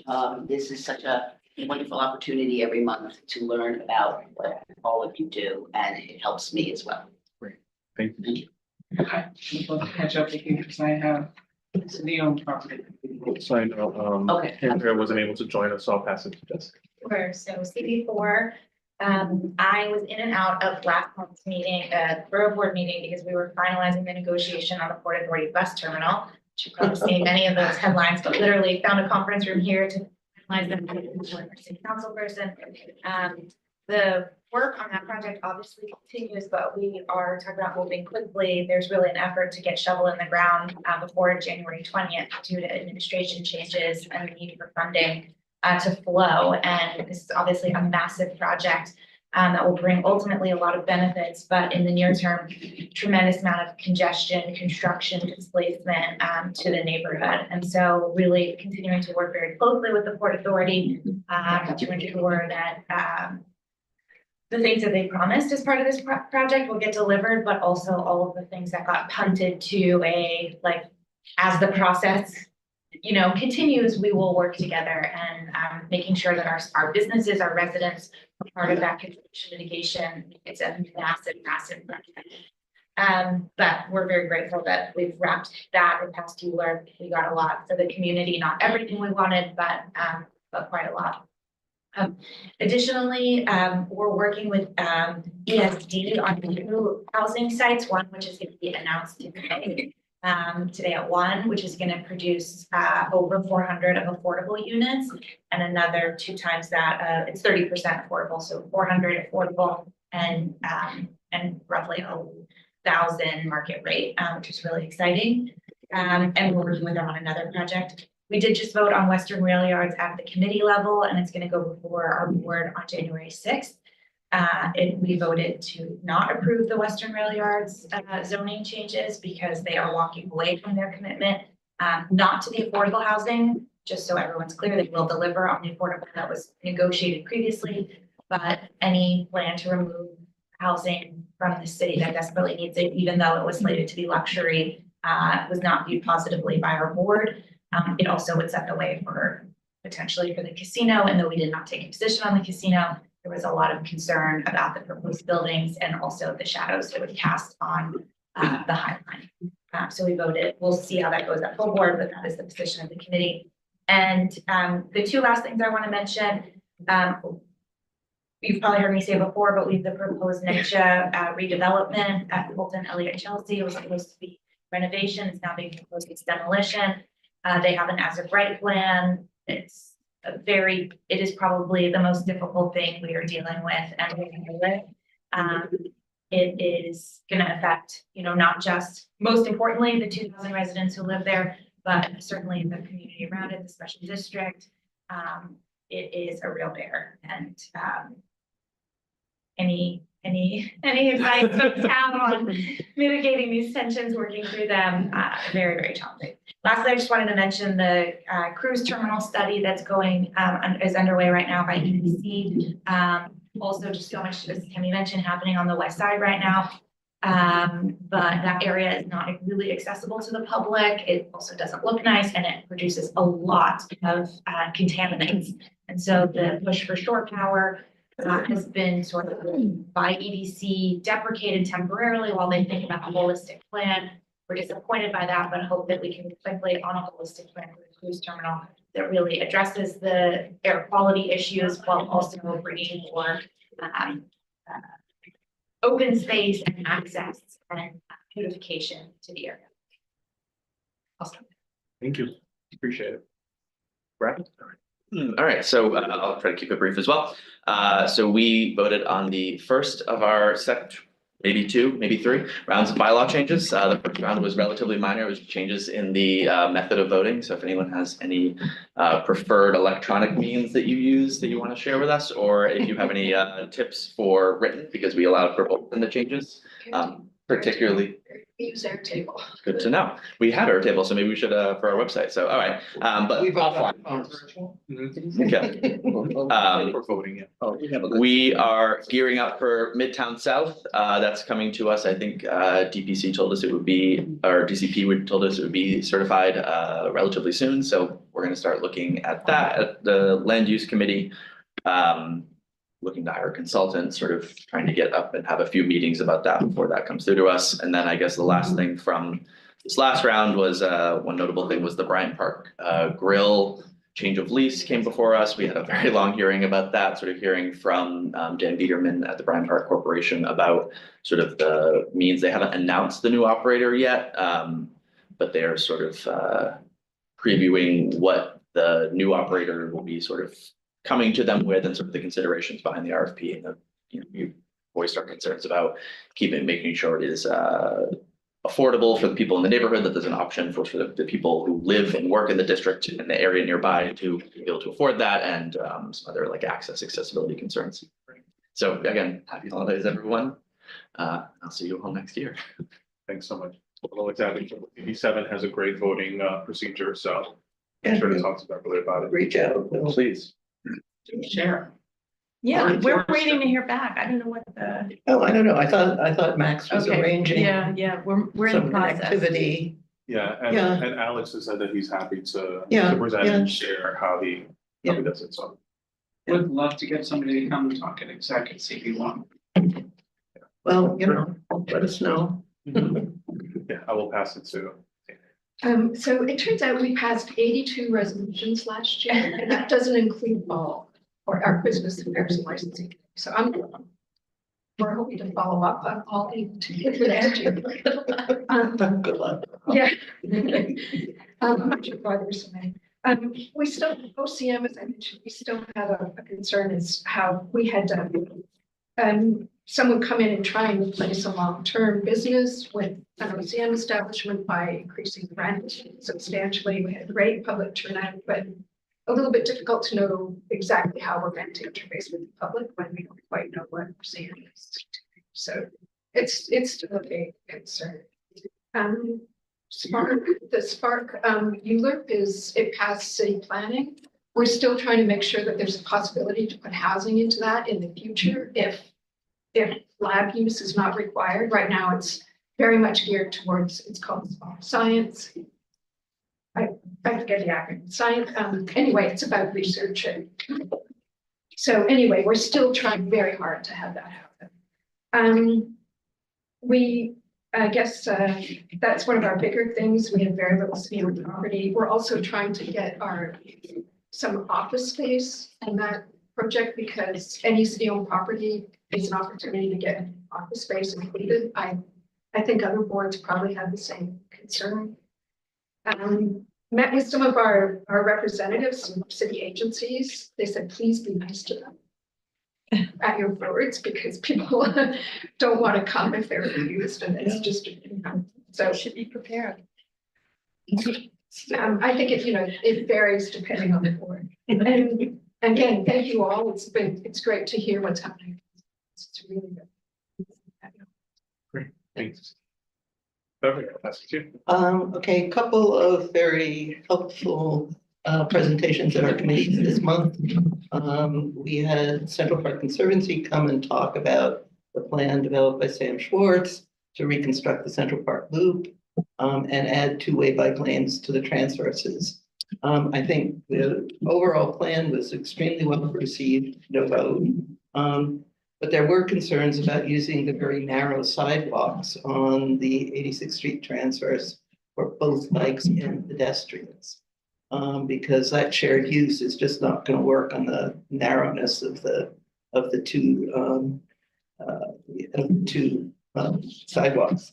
A second presentation last night at our Housing and Land Use Committee from Deborah Hertzner, who is a senior planner at the Land Use Division of the City Council, on how City of Yes for Housing Opportunities specifically addresses concerns that we raise. And it was a very customized and localized presentation. We learned things that had not been in the press, but that did address the concerns that we had put in that were very helpful. The donut holes, which were a big concern on the west side, where you have a contiguous row houses and backyards.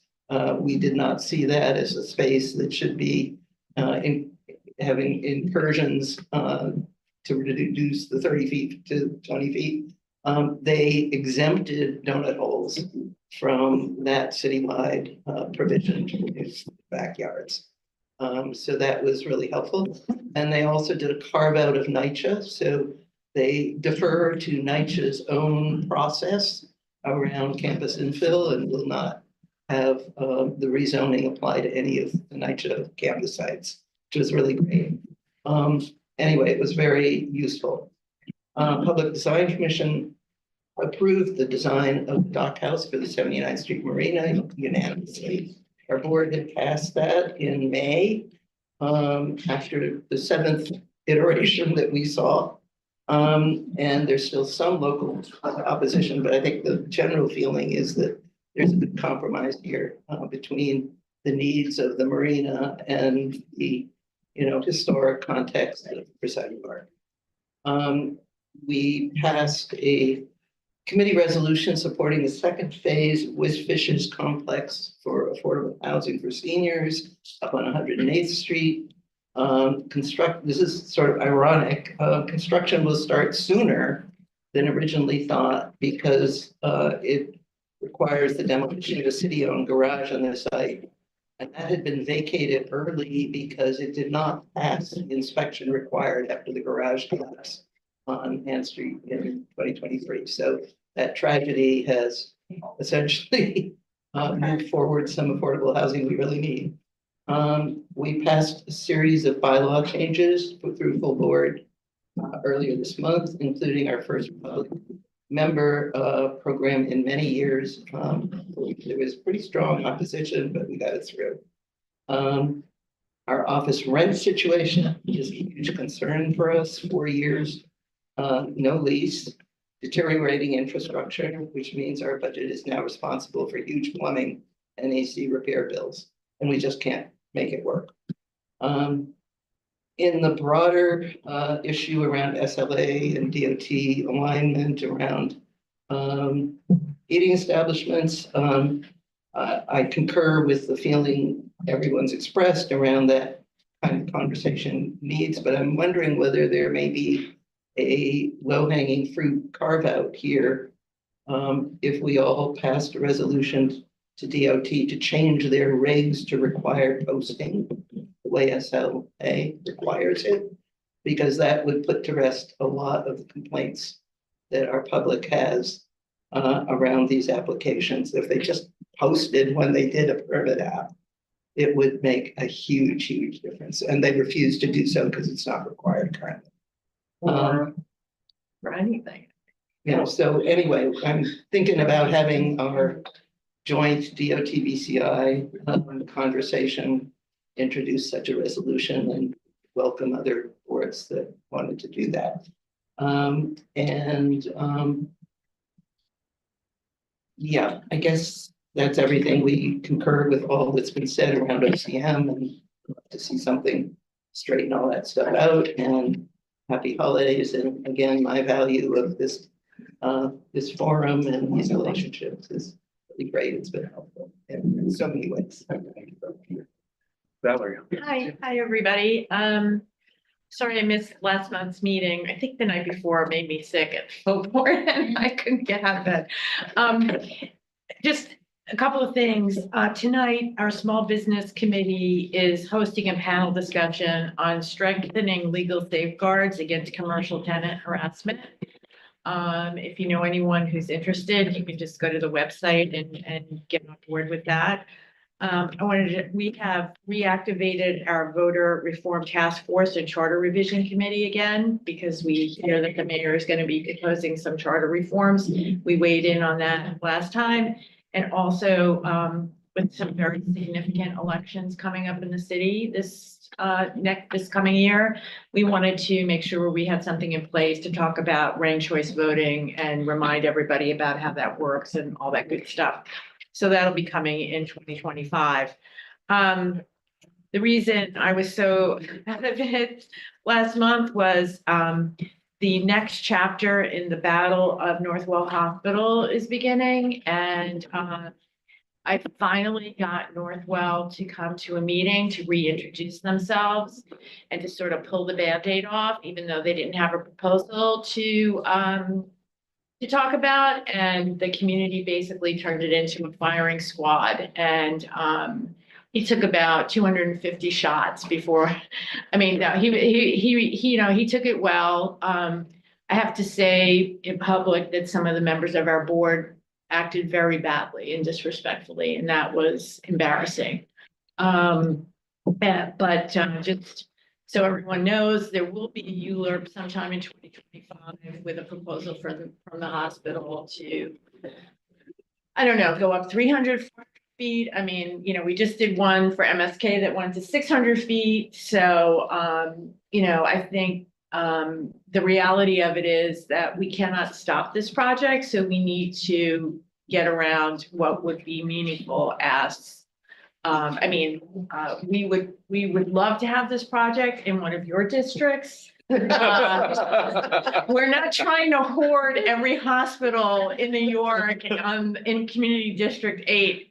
We keep trying. For us either, because now with congestion pricing, you know, everybody's Well, not able to go there. To be TBD on the congestion pricing, but you never know. 24 hours from now, it could be a whole different story. But I'm just saying, you know, we're trying very hard. We offer that up. You know, we've said, you know, why don't you take the Beth Israel site and build a hospital there? You know, you can operate your hospital fully. You could probably get a gazillion dollars from the electeds. And I mean, I don't want to do your financing. I do that. I don't get that. I don't do that for free. But they seem very wedded to this location for historical and other reasons. They don't explain it, but anyway, stay tuned, come up, voice your opinion as to where you think the hospital should be. You know, all voices are welcome. I'm not going to censor anybody from coming. I mean, the voices of the community were like, why did he come if he wasn't going to show us a plan? I was like, well, because he kind of like wanted to start the dialogue before you started, you know. Anyway, it's over now. Next month, the next chapter begins. We had last night a very positive presentation. We've had a task force working for about a year looking at our CA4 and M14 zones to see how we could put a plan together to convert those to more residential housing with mandatory inclusionary housing as part of that plan. The task force presented their plan last night. I had them present the plan last night so people could digest it. And hopefully next month, we're going to vote on it, and then we're going to move towards an application to get those zones rezoned and try to get some affordable housing, because it's our feeling that City of Yes really isn't going to do much for us in terms of that. So that's where we're going. So a lot of other things, but those were really the two that a couple that I wanted to mention. And I think this collaboration has been great. And every time I come, I learn so much. So thank you very much, and happy holidays to everyone. Pass it over to Victor. Yes, good morning all, once again. Columbia at 11:30, so rush. Appreciate it. Wanted to start with SLA. I reached out to chairs this week about their best practices. Got some great information, so thank you. Moving forward, I think some of those practices will also be used with our cannabis dispensaries, just to let people know what's going on in the area. So really appreciate that. We continue to meet with State Senator Cordell Clear with the Columbia expansion and looking at housing in some of their new buildings going up, since they have forced a lot of people on their property and businesses, houses, worship as well. So we're still working with them, Matt. I've met with the new president, their interim president. That's with a positive meeting, so we're hoping for the best. Congestion pricing look like it's back on the table again, so we are once again looking at the possibility of residential parking. We have been overwhelmed with people who come across the bridge in the morning and wait for alternate side. You see the license plate, and there's nowhere to park. So I mean, probably not the only ones. I was talking to you about that as well. So just something to consider. I had the opportunity to meet with Councilmember Yusef Salam after several months of trying to talk about educational opportunities, crime in the area. It was very welcoming. He committed to coming to our board quarterly to speak to everybody, a general board meeting. So we'll try to hold him to that. Hopefully that works. On one of the brighter notes, we participated, as we do each year, in the Holiday Lights. It's a caravan of folks that go through Harlem down 125th Street, lit up, and they have watch parties at several locations. Kids enjoy it, and that was really good to see young people out there. And it was great weather for the change, so it wasn't freezing. And that's it. That's going to be quick. Thank you. Okay. Oh, no, please finish. I was going to say just thanks for all that I've learned and taken in from being here and reaching out to individual chairs. I really appreciate it. Yeah, and I was just gonna add, on residential parking permits, that our office was the main carrier of that bill back when we were in the city council. Glad that you're talking to 12 because Carmen de la Rosa carries the bill. Sean is the sponsor on it. So you've got some good partners there. I was just gonna say, I know 7 and we had different hearings with residential parking proposals. You had that extra one. I think it was. Yeah, well, that Yeah. was sort of a mixed blessing. Well, I know, but you can watch the tapes, I guess, Yeah, and yeah, see, yeah. you know, get some ideas or put some stuff on the side. I'll read that as well. Okay. Yeah. Last but not least, I'll pass it to Dulcinea reporting for superintendent. Yes, yes. Our chair, Marquise Harrison, who I'm sure you all know, is a little bit under the weather the last couple of days, so he asked me to come and deliver the report. I'm Dulcinea Glover. I spent 4 years on the board, and then I had an off year, and I just came back this past September. Lifelong Harlem resident and community board 10 resident. I think I know some of you already. And so Marquise sends you his best holiday greetings to you and your loved ones, and wishes you a new year that will bring happiness, safety, prosperity to you and your loved ones. Today, in collaboration with Community School District 5, we are hosting a holiday gift giveaway for students across the district. This program has become a significant event for the board, and we've been doing this and we're opening the board office to the community for the first time in at least a decade. Amidst the festivities, our board continues to address critical matters. We are currently engaged in a major ULURP for the 145 proposal. Our first hearing is on this Thursday evening in the Land Use Committee. Yeah, and then we will have another hearing in January during the community board process.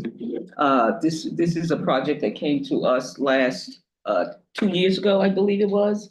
The community didn't like it. The board and the borough president Sarah shut it down. So they come back with a 2-year with some perceived community benefits, and so we're going to hear them out. And we have invited the entire community to both of the 2 hearings, and we're looking forward to hearing back from them. We are also preparing for the upcoming year, doing some restructuring among the board. We're reviewing committee assignments, appointing new chairs and vice chairs, and creating pathways to continue to ensure continuity and leadership. The work is essential as we prepare for the eventual impact of term limits on the board. We are also gearing up for a housing conference sponsored by the community board in March. It was originally planned for this past October, but with a lot that was going on and calendar issues, we decided to move it into March. We are really looking forward to that. And we're putting together a terrific program, and it will be held at the Thurgood Marshall School Academy up in Central Harlem. Lastly, we've been working with city agencies, including the Department of Transportation, to address issues with late notifications that require timely responses from the board. Our goal is to improve coordination so that we can provide meaningful impact on matters that directly affect our district. Did I miss anything? We're also having a conversation about a legal clinic in Harlem. And that's pretty much it. Best wishes to all of you. Nice to meet you. I used to come and sit in these meetings when I was Jamani's deputy for housing a couple of years ago. And it's good to be back. Good to see you. Thank you. With that, unless there's any questions, I will take a motion to adjourn. So moved. Second, in favor? Thank you all so much. As everyone said, this meeting really is hopefully helpful to everyone, to hear from each other, to hear from agencies. I say this, and I mean it, if there are any other agencies that we can bring in, if there's any like presenters that you need, even if we need to bring in a nonprofit to talk about a specific initiative, just please send me your ideas. I'm happy to bring in speakers and make sure to keep you all in the know, so. I asked if